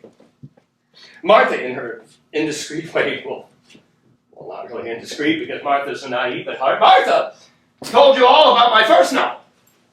My memory book. Well, I sort of preferred she hadn't, but hell, that is blood under the bridge, all right? But what she didn't do, what she didn't tell you about, is Martha didn't tell us all about my second novel. No, you didn't know about that one, did you, Martha? My second novel, huh? True or false? True or false? No. No! Well, it's an allegory, really. Probably, but it can be read as straight, cozy prose, and it's all about a couple, nice young couple, come out of the Middle West. It's a bucolic, you see, and a nice young couple come out of the Middle West, and he's blonde and about 30, and scientist, teacher, scientist, and his mouse is his wifey little type that gargles brandy Just all a the minute time. here. And they got to know each other when there's only teensy little types, and they get under the vanity table and poke around. I said just a You minute. played your game, you people. This is my game. I want to hear the story. I love stories. Oh, for heaven's sake. And Mousie's father was a holy man, see? He ran sort of a traveling clip joint based on Christ and all those girls. And he took the faithful. That's all. He just took them. This is familiar. I'm kidding. And Mousie's pa died eventually. And they pried him open. And all sorts of money came out. Jesus money, Barry money, loot! I've heard this story before. But that's all in the backwash, the early part of the book. Anyway, Blondie and his frau out of the playing stage came. Oh, very funny, George. Thank you, Martha. And settled in a place just like New Low Carthage. I don't think you'd better go on, mister. Do you not? I don't think you'd better go on. I want to hear the story. I love familiar stories. They're the best. How right you are. And Blondie was in disguise, really. All got up as a teacher because his baggage ticket had bigger things written on it. H.I. High Historical Inevitability. There's no need for you to go any further Let now. them go on. We shall. And he had this baggage with him, and part of this baggage was in the form of his You mouse. have to listen to this, honey. Why not? Yeah, your bride has a point. And one of the things that nobody could understand about Blondie was his baggage, his mouse. I mean, here he was, paying Kansas swimming champagne or something, and he has this mouse, of whom which he was solicitous to a point that faileth human understanding, given that she was sort of a simp in the long This run. isn't fair of you. Perhaps not. Like, as I said, she tooted brandy immodestly and spent half her time in the upjob. I know these people. Do you? But she was a money baggage, amongst other things. Godly money, ripped from the golden teeth of the unfaithful. A pragmatic extension of the big dream, and she was put up with. I don't like this story. Please don't. And she Maybe was you put better up with. stop, Stop! Please. Oh, please don't. Don't. Oh, wait. Now we get a flashback here to how they got married. No. Yes. Why? How they got married is this. One day, the mouse got all puffed up. And she went over to Blondie's house. And she stuck out her pup and she said, "Look at me!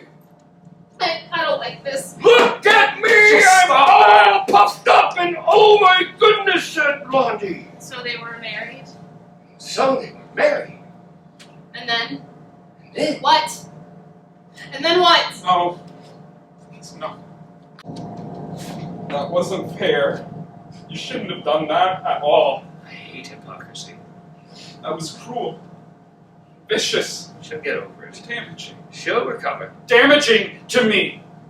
To you? To me! To you! Yes! Beautiful! Beautiful! By God, you gotta have a swine to show you where the truffles are, huh? Well, you just rearrange your lines, old boy. You just pick up the pieces where you can. You look around, you make the best of things. You scramble back up to your feet. Go look after your wife. Yes, go pick up the pieces, plan some new strategy. I'm going to regret this. Probably I regret everything. No, I mean I'm going to make you regret this. Oh, no doubt. Cute embarrassment, eh? I'll play your charades. I'll play in your language. I'll play the game like you've got it set up. I'll be what you say I am. Oh, already are. You just don't know it. No. No. But I'll be it, mister. I'll show you something come to life you wish you hadn't set up. Go clean up the mess. You just wait, mister.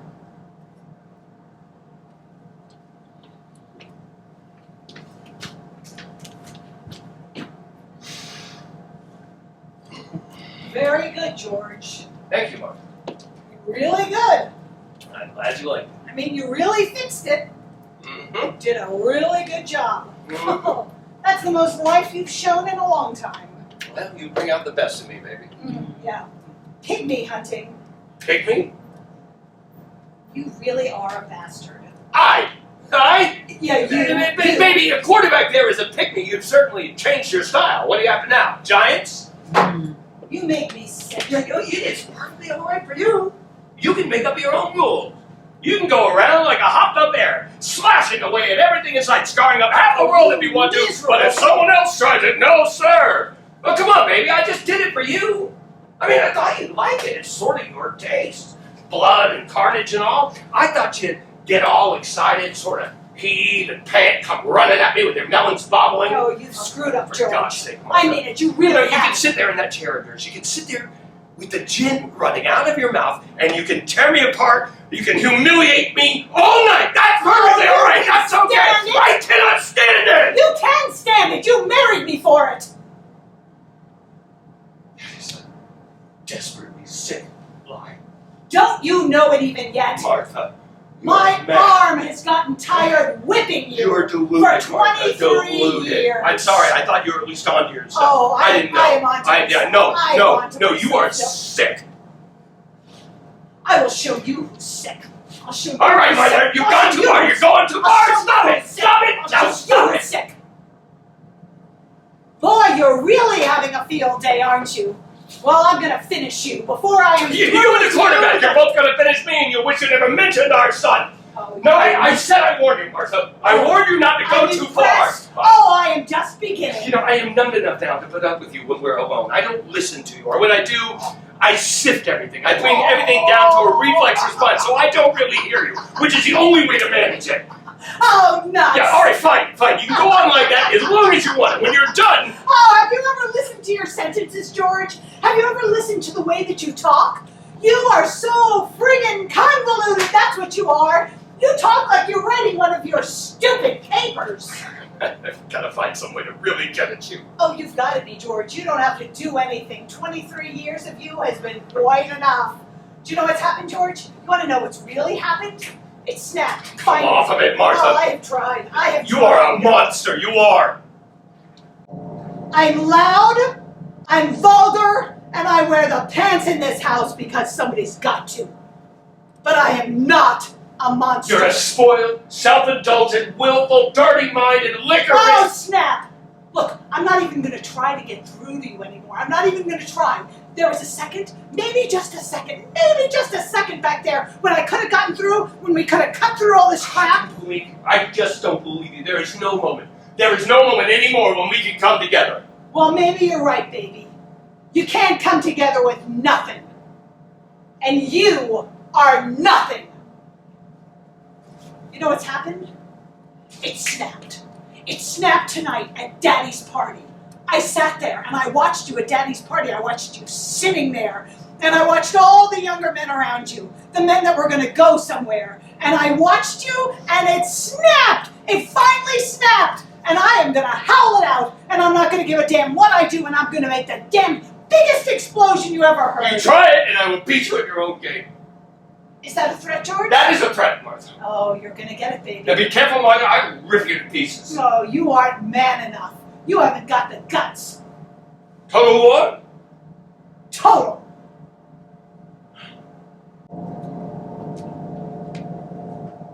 Well, she's resting. No? She all right? I think so, now. I'm terribly sorry. Oh, forget it. Happens all the time around here. She'll be alright. She lying down? You put her upstairs on a bed? No, actually, no. May I? She's in the bathroom, on the bathroom floor. She's lying there. Oh, That's not very nice. No, she likes it. She says it's cool. Still, I don't think... if she wants to lie on the bathroom floor, let her.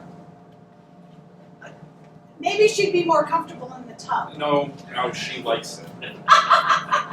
She's on the bathroom floor, the tiles all curled up with the mat. She lies on the floor a lot.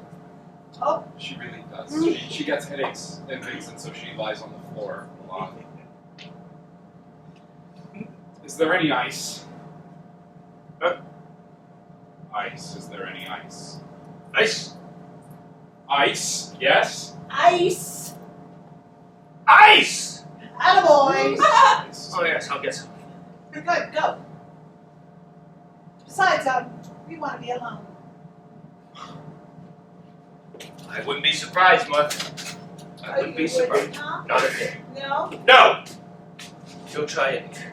Actually, she's very frail and, Slim hip? yes. How about you don't have any kids?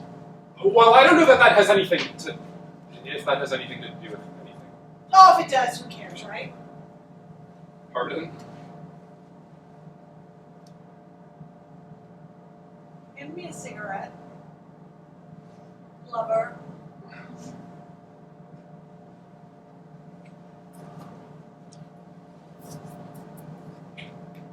That's a good boy.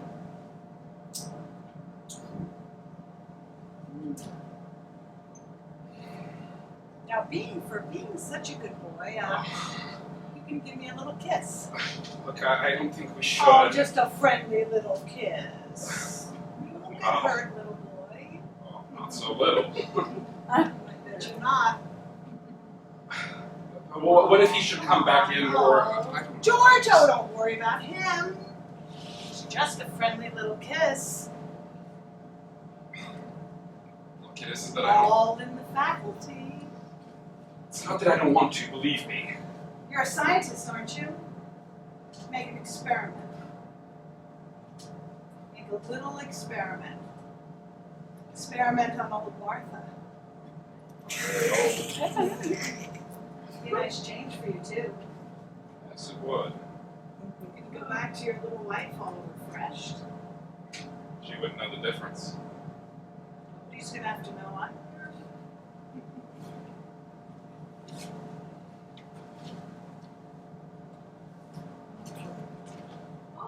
Roll. Hey, take it easy, boy. Down, baby. Don't rush it. Come on Oh, now. later, baby, later. I told you I'm a biologist. Yeah, I can tell, lady. Who's afraid of Virginia Woolf? Virginia Woolf, Virginia... Ah, ice! Ice for the lamps of China! Man, turn your throat in! You better watch those yellow bastards, my love. They're not amused. Why don't you come on over to our side? Then we'll blow the hell out and split the money between us and be on Easy Street. What do you say? Yeah, sure. Ice. Right! Right! Ah, Martha, my dove, you look great. Why, thank you. Let's see now, I've got the ice. Gotten? Got, Martha, got is perfectly correct. It's just a little archaic, like you. What are you so cheerful about? Let's see now, I got the ice. Can I make someone a drink? Martha, can I make you a drink? Sure, why not? Indeed! Why not? Huh? Oh, Martha. We've been nibbling away at the glass. I have not. Oh, I see you're already making your own, which is fine, fine. I'll just hooch up Martha here, and then we'll be all set. All set for what? I don't know. We're having a party, aren't we?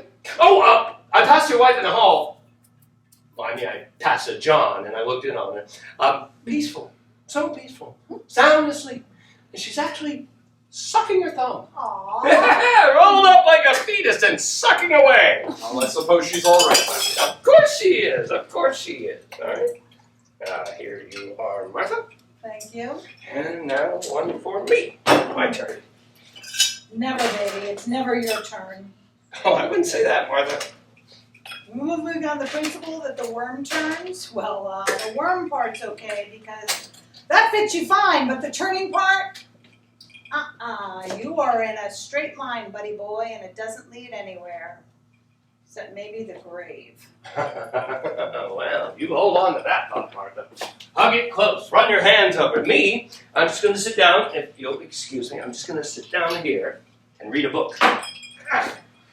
You're going to do what? I'm going to read. Read. You've heard of it? What do you mean you're going to read? What's the matter with you?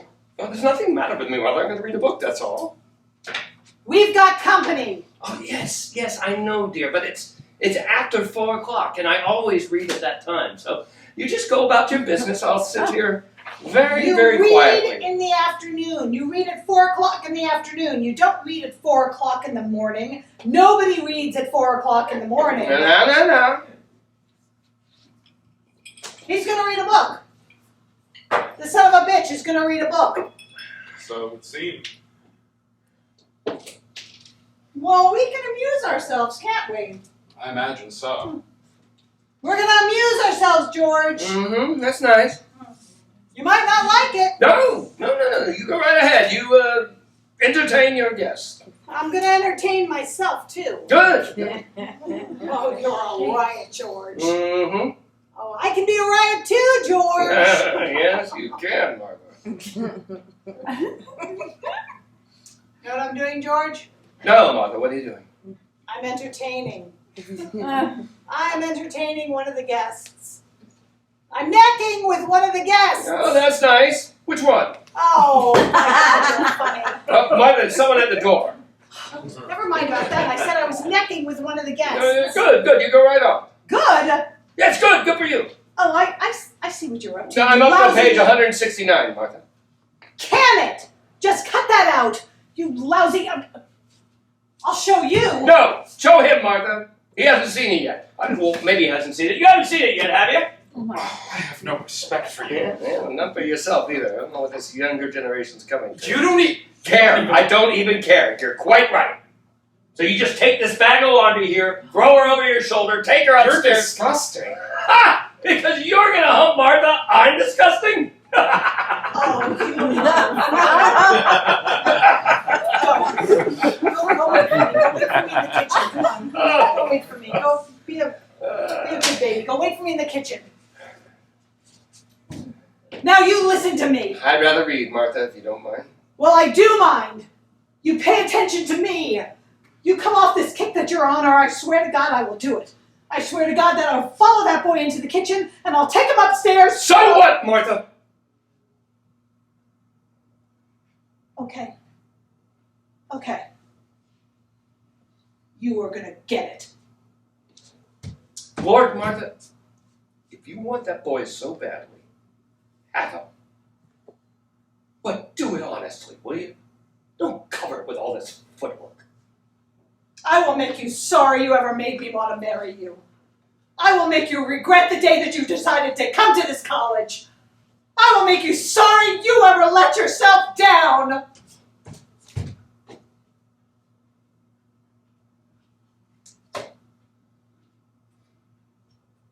In the West, encumbered by crippling alliances, burdened with a morality too rigid to accommodate itself to the swing of events, must eventually fall.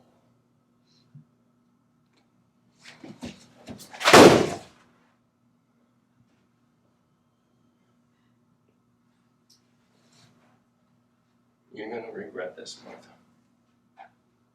You're really going to regret this.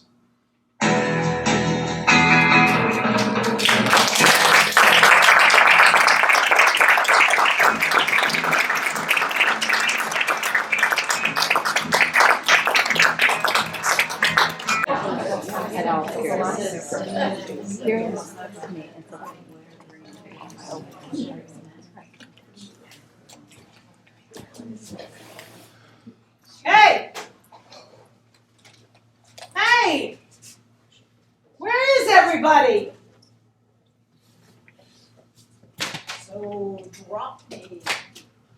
me like a goddamn whatever it is.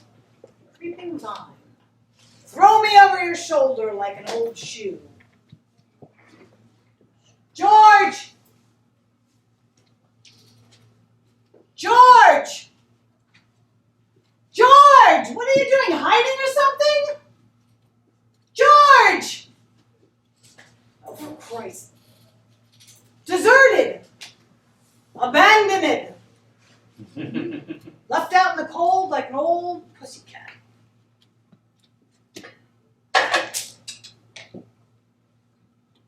Can I get you a drink, Martha? Why, thank you. That's very kind of you. No, Martha, no. I'd do anything for you. Would you, George? Well, I'd do anything for you, too. Would you, Martha? Why, certainly, George. Martha, I've misjudged you. And I've misjudged you, too, George. Where is everybody? Hump the hostess.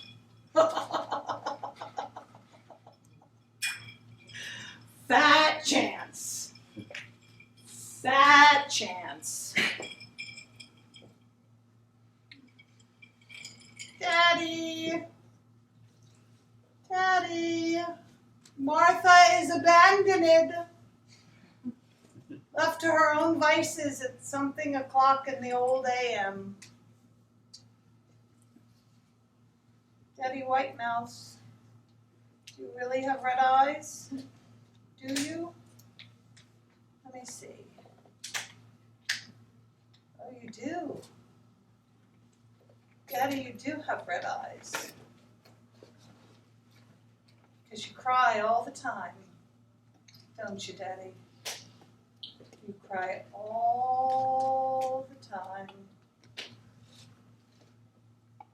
I give you bastards 5 to come out from wherever you're hiding.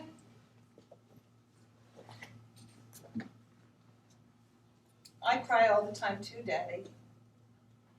I cry all the time, but deep inside, so that nobody can see me. I cry all the time. And Georgie cries all the time, too. We both cry all the time. Then what do? We cry, we take our tears, and we put them in the icebox. In the goddamn ice trays until they're frozen. And then we put them in our drinks. Got windshield wipers on my eyes because I married you, baby. Martha, you will be a songwriter yet. Clink, clink, clink, clink, clink, My God, you've gone crazy too. clink. I said you've gone crazy too. Probably. You've all gone crazy. Come back downstairs and what happens? What happens? My wife's gone into the can with the liquor bottle and she winks at me. Oh, she's never wunk at you? Oh, what a shame. She's gone into the bathroom with the liquor bottle and she's lying there on the floor, the tiles, and she's peeling the label off the liquor bottle, the brandy bottle. Oh, we'll never get the deposit back that way. I go in there and I ask her what she's doing and she says, "Shh, nobody knows I'm here." I come in here and you're sitting there going, "Clink, for God's sake, clink." Clink. You're all crazy. Yes, sad but true. Where's your husband? He's vanished. Poof. Oh, you're all crazy. Nuts. 'Tis the refuge we take when the unreality of the world weighs too heavy on our tiny heads. Relax. Sink into it. You know better than anybody else. I think I am. Well, Well, you're certainly a flop in some departments. I beg your pardon? I said you are certainly a flop in some I'm departments. sorry you're disappointed. I didn't say I was disappointed, stupid. Maybe you should try me sometime when we haven't been drinking for 10 hours. Maybe then I'm I'll be not able talking about your potential. I was talking about your goddamn performance. Your potential is dandy. Absolutely dandy. I haven't seen such a dandy potential in a long time. But boy, you sure are a flop. Everybody's a flop to you. Your husband's a flop, I'm a flop. No, you're all flops. I am the Earth Mother and you are all flops. They disgust me. I pass my life in crummy, totally pointless infidelities. Would-be infidelities. Bunch of boozed up, impotent lunkheads. Martha makes goo-goo eyes and the lunkheads grin. They roll their beautiful, beautiful eyes back and grin some more. And Martha licks her chops and the lunkheads slap over to the bar to pick up a little courage. And they pick up a little courage and they bounce back over to old Martha, who does a little dance for them, which heats them all up mentally. So they slap back over to the bar to pick up a little more courage. And their wives and their sweethearts stick their noses up in the air, right through the ceiling sometimes. Which sends the lunkheads back to the soda fountain to fuel up some more, while Martha Pooh sits with her dress up over her head, suffocating.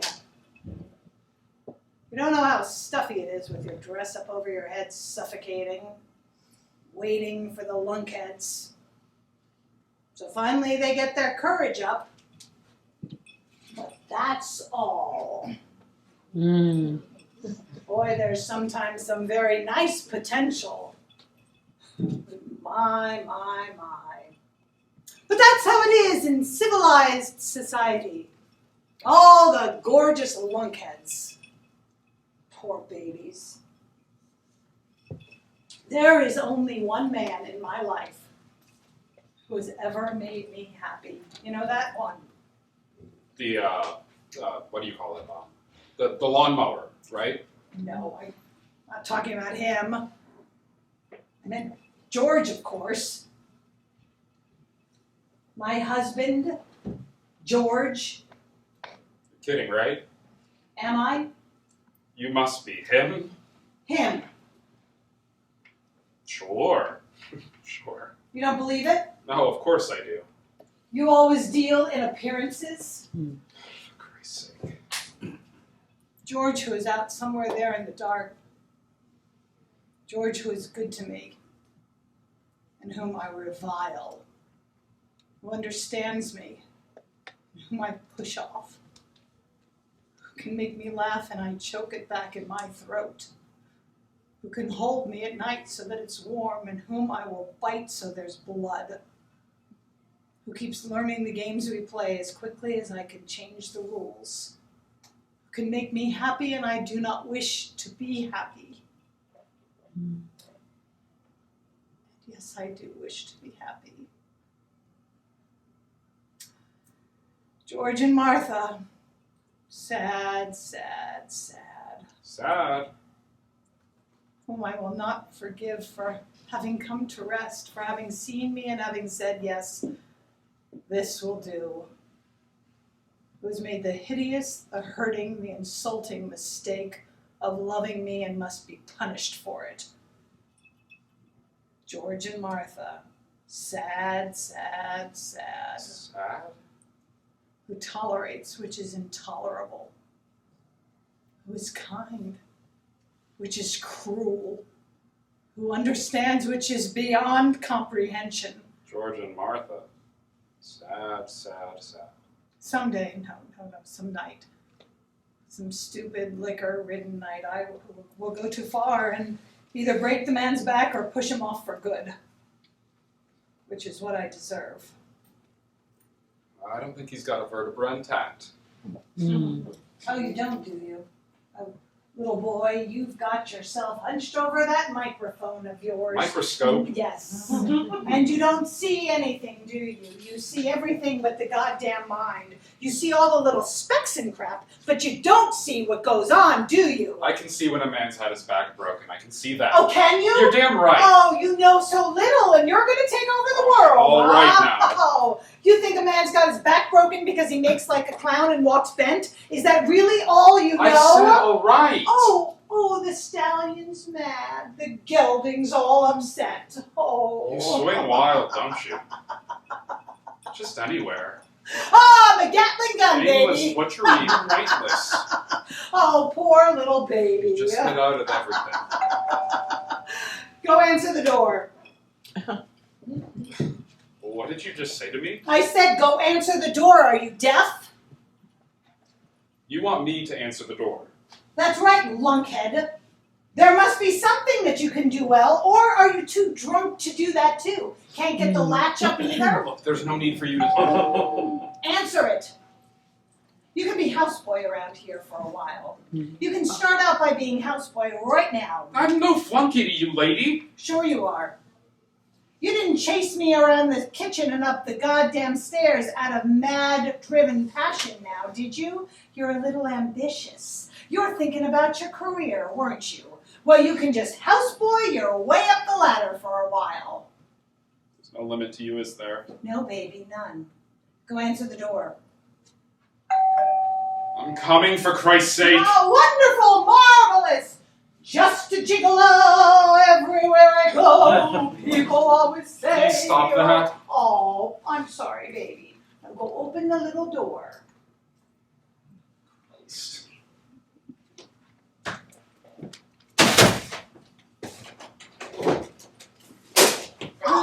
Jesus. Flores! Flores! Para los muertos! Flores! Oh, lovely. Oh, sonny boy, you come home for your birthday at last. You stay away from me. That's the houseboy, for God's sake. Oh, really? That's not our Sonny Jim, our own all-American something or other? Well, I certainly hope not. He's been acting awful funny if it is. Oh, I'll bet. Chippy, chip, chip, chippy, huh? Oh, well, Martha, I brought you these flowers because, well, we use dodgy. Pansies, rosemary, violets, my wedding bouquet. Well, if you two kids don't mind, I'm just going to grab my wife. You stay right where you are and make my hubby's drink. No, I don't think I will. No, Martha, that would be too much. He's your houseboy, baby, not mine. I'm nobody's houseboy. Now, I'm nobody's houseboy now. Vicious children, huh? Is that it? Is that right? Vicious children with their oh so sad games, hopscotching their way through life. Is that it? Etc. Etc. Huh? Something like it. Yeah, screw, baby. No, him can't. Him too full of booze. Oh, really? Well, here, dump these in some gin. Aww, What a terrible thing to do to Martha's Snapdragon. that's what they are? Yeah, and here I went out in the moonlight to pick up a Martha tonight for our sonny boy tomorrow for his birthday. Well, there's no moon now. I saw it go down from the bedroom. In the bedroom. Well, there was a moon. There couldn't have been a moon. Well, there was. There is. There is no moon. The moon went down. There is a moon. The moon is up. I'm afraid you're mistaken. No. There is no goddamn moon. My dear Martha, I did not pick snapdragons in the stony dark. I didn't go stumbling around Daddy's greenhouse in the pitch. Yes, you did. You would. Martha, I don't pick flowers in the blink. I have never robbed a hothouse without there's a light from heaven. There is no moon. The moon went down. Well, that may very well be, Cassidy. The moon may very well have gone down, but then it came back up. Bullshit. Ignorance, such ignorance. Watch who you're calling ignorant. Once, as I was sailing past Majorca, drinking on deck with a correspondent who was talking about Roosevelt, the moon went down. Thought about it for a little bit, considered it, you know what I mean, and then, pop, came right back up again, just like that. That is not true. That is such a lie. We must not call everything a lie, must she? Oh, hell, I don't know when you people are lying or what. You're damn right. And you're not supposed to. Right. Yeah. Anyway, I was sailing past Majorca. You never sailed past Majorca. Oh, Martha. You were never in the goddamn Mediterranean at all. I certainly was. Mommy and Daddy took me there as a college graduation present. Oh, nuts. Was this after you killed them? Maybe. Yeah, and maybe not too. Jesus. Ha! Truth and illusion, huh? Who knows the difference? Hey, Toots? Damn you. Hey! You were never in the Mediterranean at all, truth or illusion, George. If I wasn't in the Mediterranean, how did I get to the Aegean?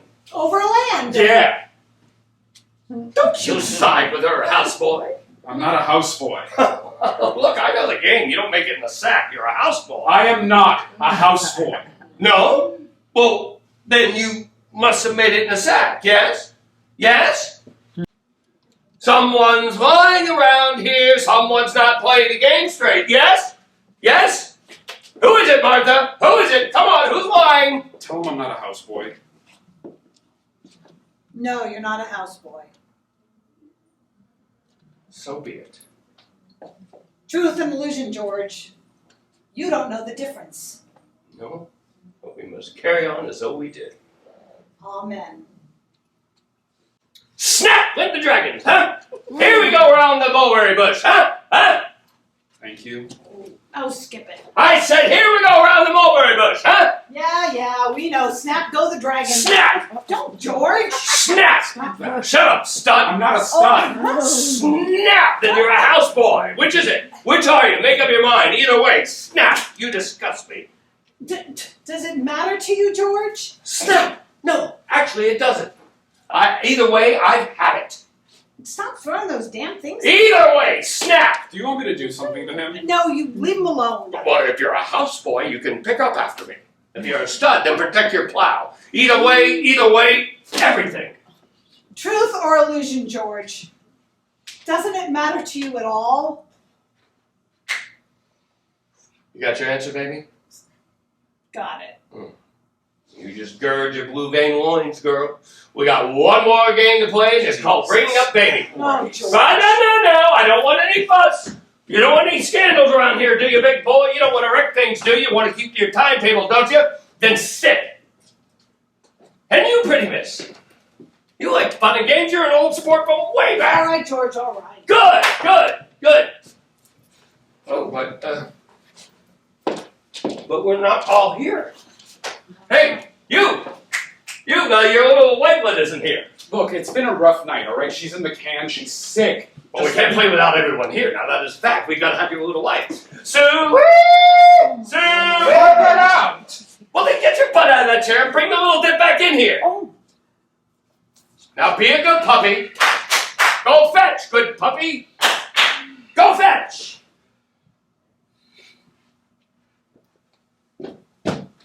One more game. I don't like what's going to happen, George. Do you know what it is? No, but I don't like it. Maybe you will, Martha. No, George. Oh, it's a real fun game, Martha. No more games. No, one more. Just one more game, then Betty bye. Everybody pack up his tools and baggage and stuff, and well, you and me, we're going to climb them well-worn stairs. No, George, no. Yes, baby. No, George, please. It'll all be done with before you know it. No, George. No climb stairs at Georgie? No more games. It's games I don't want. No more games. Oh, sure you do. Original game girl and all, of course you do. Ugly games. You'll love it, Ugly. baby. And now this You'll have a ball. George, please. Don't you No touch more. me! You keep your paws clean for the undergraduates, Now listen, Martha. You've had quite an evening, quite a night for yourself, and you can't just cut it off when you've had enough blood in your mouth. We are going on, and I am going to have at you, and it's going to make your performance tonight look like an Easter pageant, Now I want you to get yourself a little... Stop it, George! I want a little Stop life it, in you. stop it, I want you to stop it. pull yourself together, because I want you on your feet and slugging, sweetheart, because I'm going to knock you about, and I want you up for it. All right, George, what do you want? An equal battle, baby, that's all. You'll get it. I want you mad. I'm mad. Get madder! Don't worry about it. Good for you, girl. Now we're going to play this one to the death. Yours. You'd be surprised, huh? Oh, here come the tots. You be ready for this. I'm ready for you, George. Oh. Well, here we are. You're a bunny, honey. Oh my god. I'm a bunny, honey. Bunny, how's the bunny? Bunny funny. Funny. Good for bunny. Oh, come on, George. Honey, funny bunny. Go. All right. Last game. All sit. Sit, Martha. This is a civilized game. Oh, just get on with it. Hello, dear. It's almost dawn, for God's sake. Hello, dear. Well, say hello to your bunny, your little wifelet, for God's sake. Hello, honey. Oh, that was nice. Well, I think we've been having a really good evening. All things considered, we sat around, got to know each other, got some fun and games, curl up on the floor, for example. The tiles. The tiles, right? Snap the dragons. Peel the label. Peel the... What? Label. Peel the label. I peel labels. Ah, well, we all peel labels, sweetie. And when you get through the skin, all 3 layers, through the muscle, slosh aside the organs, them which is still sloshable, and you get down to bone, you know what you do then? No. But when you get down to bone, you haven't gotten all the way yet. There's something inside the bone. The marrow. And that's what you gotta get at. Oh, I see. The marrow. But bones are pretty resilient, especially in the young. Now take our son. Who? Martha's my little joy. May I use the bar? Oh, yes. Go right ahead. Go right ahead. George, Yes, ma'am. what are you doing? I'm talking about our son. Don't. Martha's something. I mean, here we are. Here we are on the eve of our boy's homecoming. The eve of his 21st birthday. The eve of his majority. And Martha says, don't talk about it. Just don't. But I want to, Martha. I think it's important we talk about it. Now, Bunny here in the, I don't know, whichever he is, they don't know much about Junior, and I think they should. Just don't. You! Hey, you! Hey, you! You want to play Bringing Up Baby, don't you? Are you snapping at me? That's right. You want to hear about our bouncy boy. Yeah, sure. Yeah. And you, my dear, you want to hear about him too, don't you? Who? Martha's my son. Huh. But do you want to talk about Martha or shall I? Don't, George. Alrighty. Well, he's a nice kid, really. Really, yeah, in spite of his home life. I mean, most kids would grow up neurotic, what with Martha carrying on the way she does. Sleeping till 4 in the p.m., climbing all over the poor bastard, trying to break down the bathroom door to wash him in the bathtub when he's 16, dragging strangers into the house at all times. Okay, you. Oh, Martha! That's enough. You want to take over then? Why would somebody want to watch somebody who's 16 Oh, years for old? Christ's sake, honey! Well, why? Because it's her baby poo! Okay, our son. You want our son? You'll have it. You want a drink, Martha? Yes. You don't have to hear about it if you don't want to talk about it. Who said so? You in a position to set the rules around here, boy? No. Good boy. You'll go far. All right, Martha. Your recitation, please. Martha. What? Our son.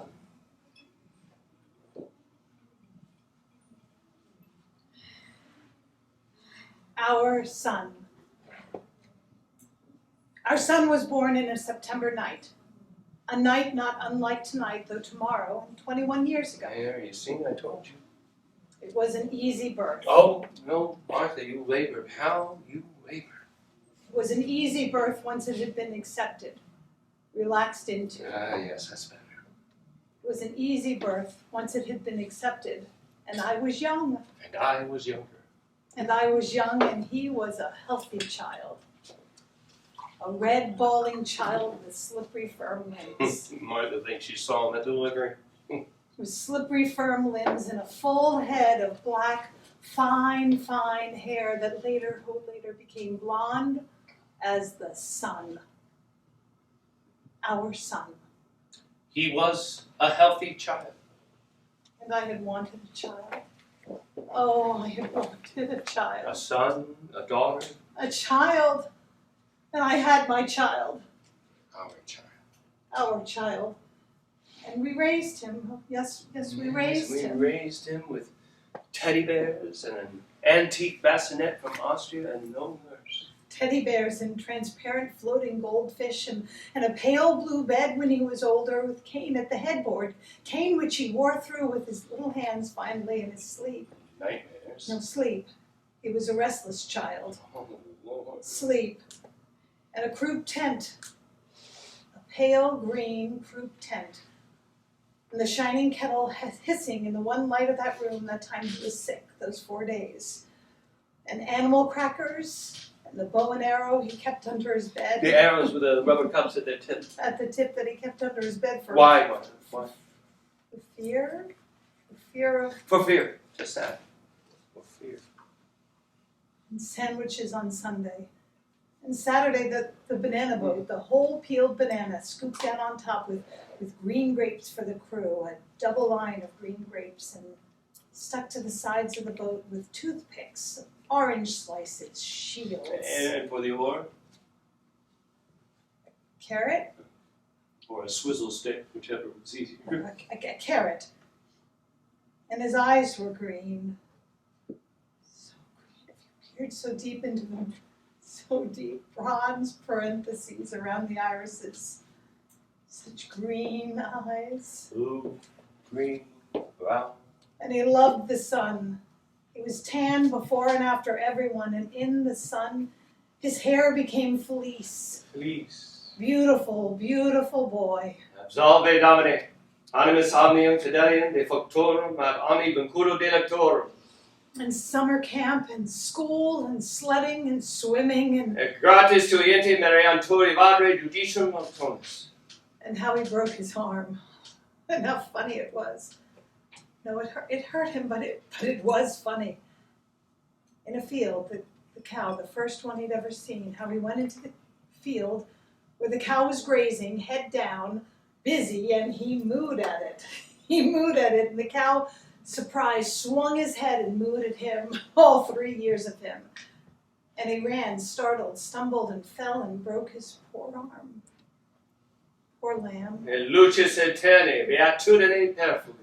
George cried. Helpless George cried. I carried the lamb, George snuffling beside me. I carried the child, having fashioned a sling, and across the great In fields. paradisium deducante angeli.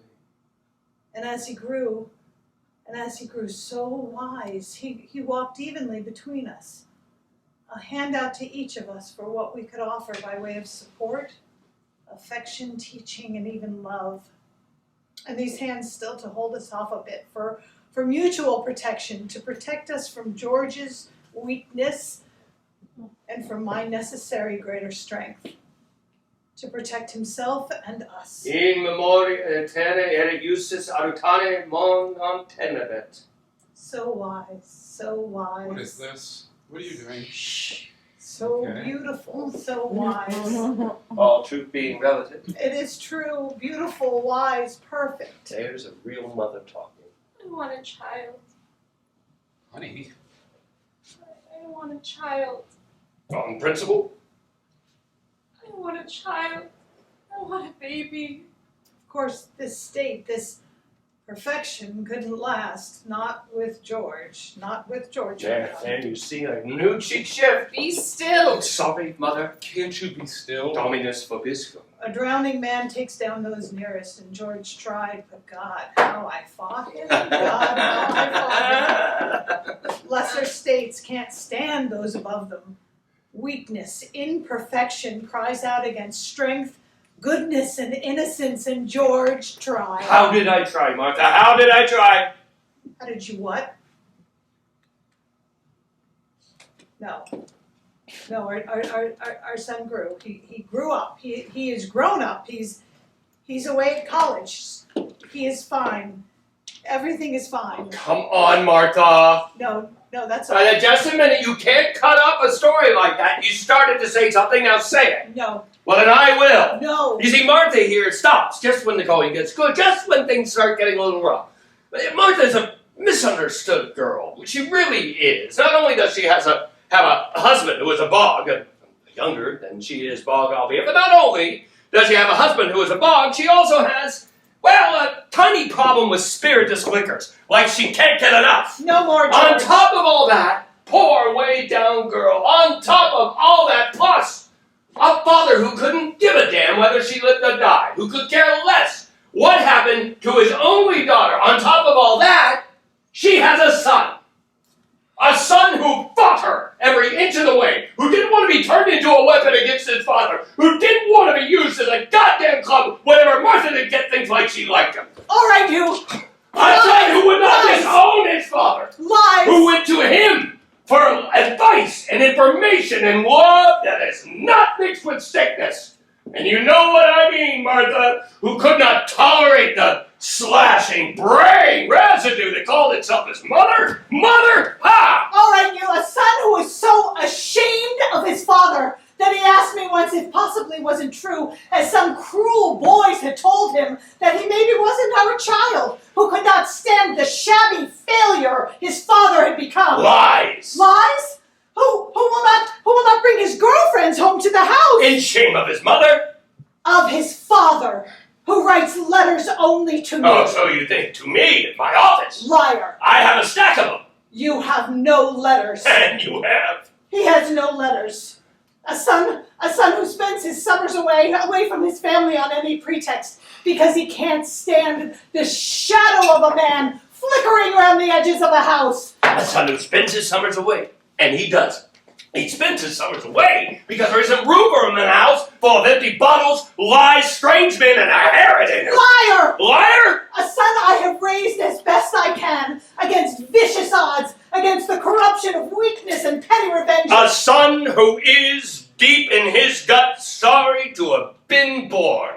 Oh, God, I have tried. I have tried. The one thing, the one person I've tried to carry pure and unscathed through the sewer of this marriage, through the sick nights, through the pathetic, stupid days, through the derision and the laughter. Oh, God, the laughter.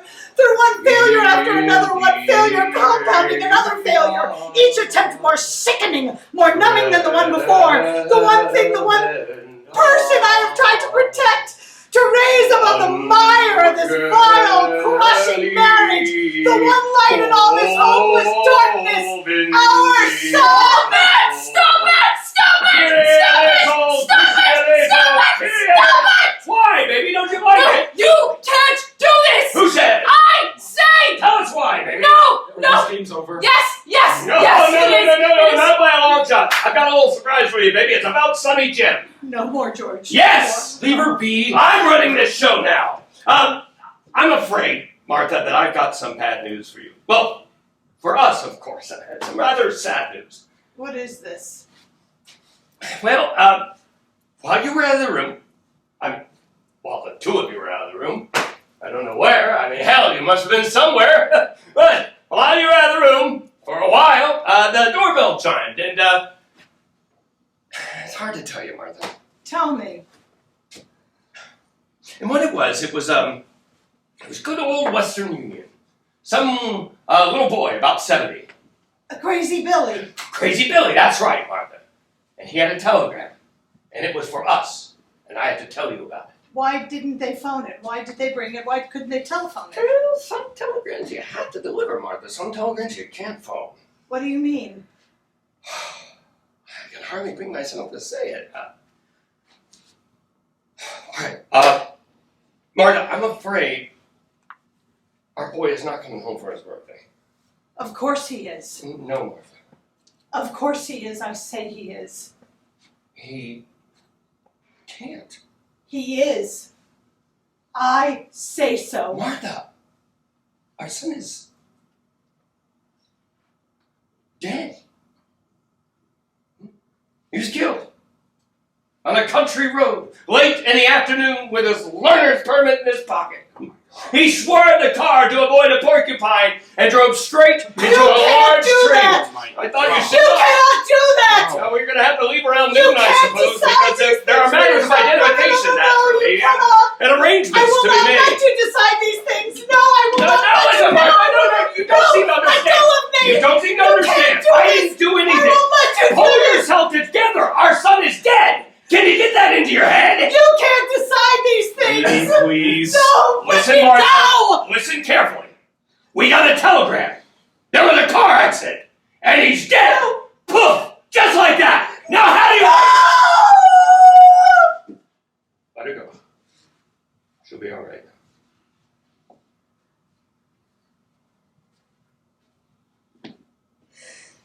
He is not dead.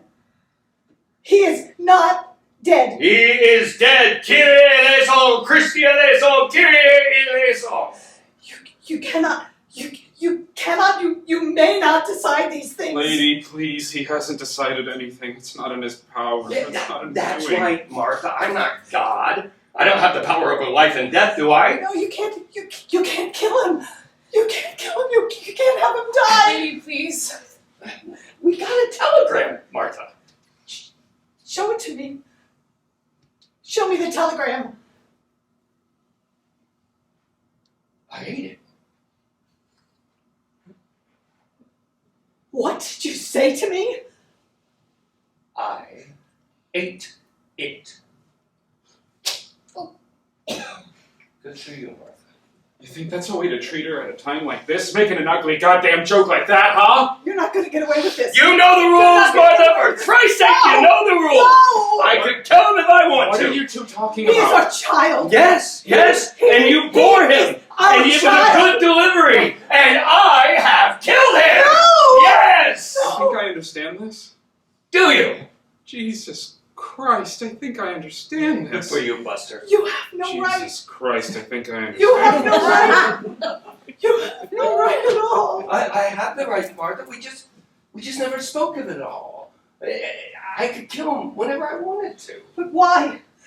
Why? Because you broke our rule, baby! You mentioned him! You mentioned him to someone else! No, I didn't. I never did. I Yes, never did. No. yes, you did. No. To me. Oh, You mentioned him to me. I forget. Oh, sometimes when it's late at night and everyone's talking, I forget and I want to mention him. But I hold on. But I've wanted to so often. George, you pushed it. Yes, I mentioned him. But you didn't need to push it over the edge. You didn't have to kill him. Resquiat in pace. Amen. You didn't have to have him die. Requiem aeterna Domine Dominis. That wasn't needed.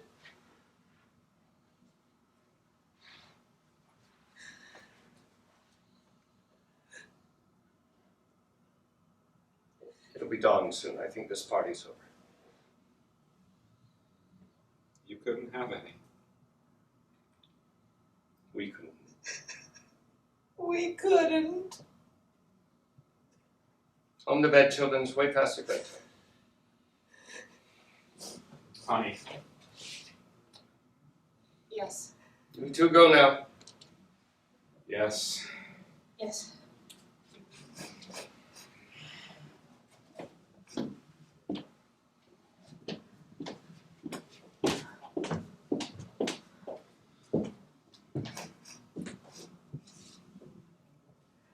I'd like to. Good night. Good night.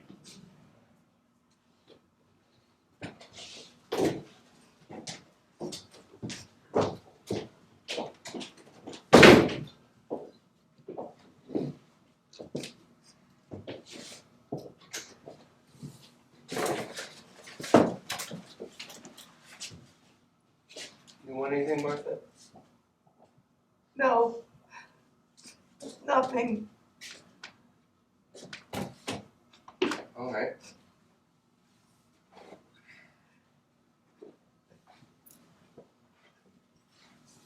It's time for bed. Yes.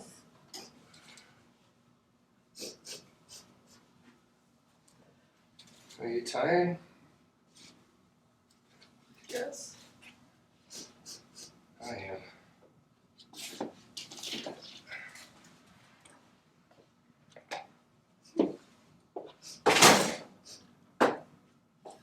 Sunday tomorrow, all day.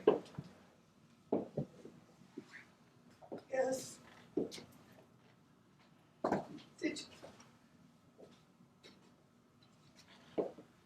Did you have to? Yes. You had to? Yes.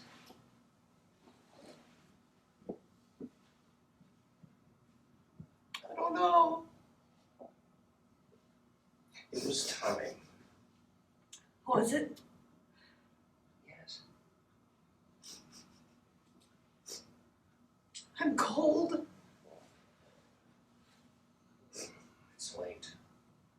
Yes. It will be better. I don't know. It will be. Yeah. Maybe. I'm not sure. No?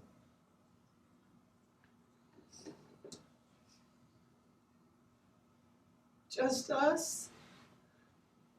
Yes. I don't suppose maybe we can. No, no. Yes? No.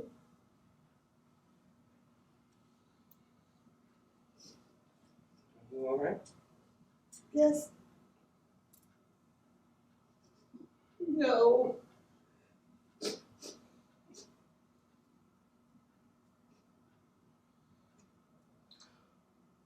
Who's afraid of Virginia? Virginia. I am, George. Virginia. Who's afraid of Virginia? I am.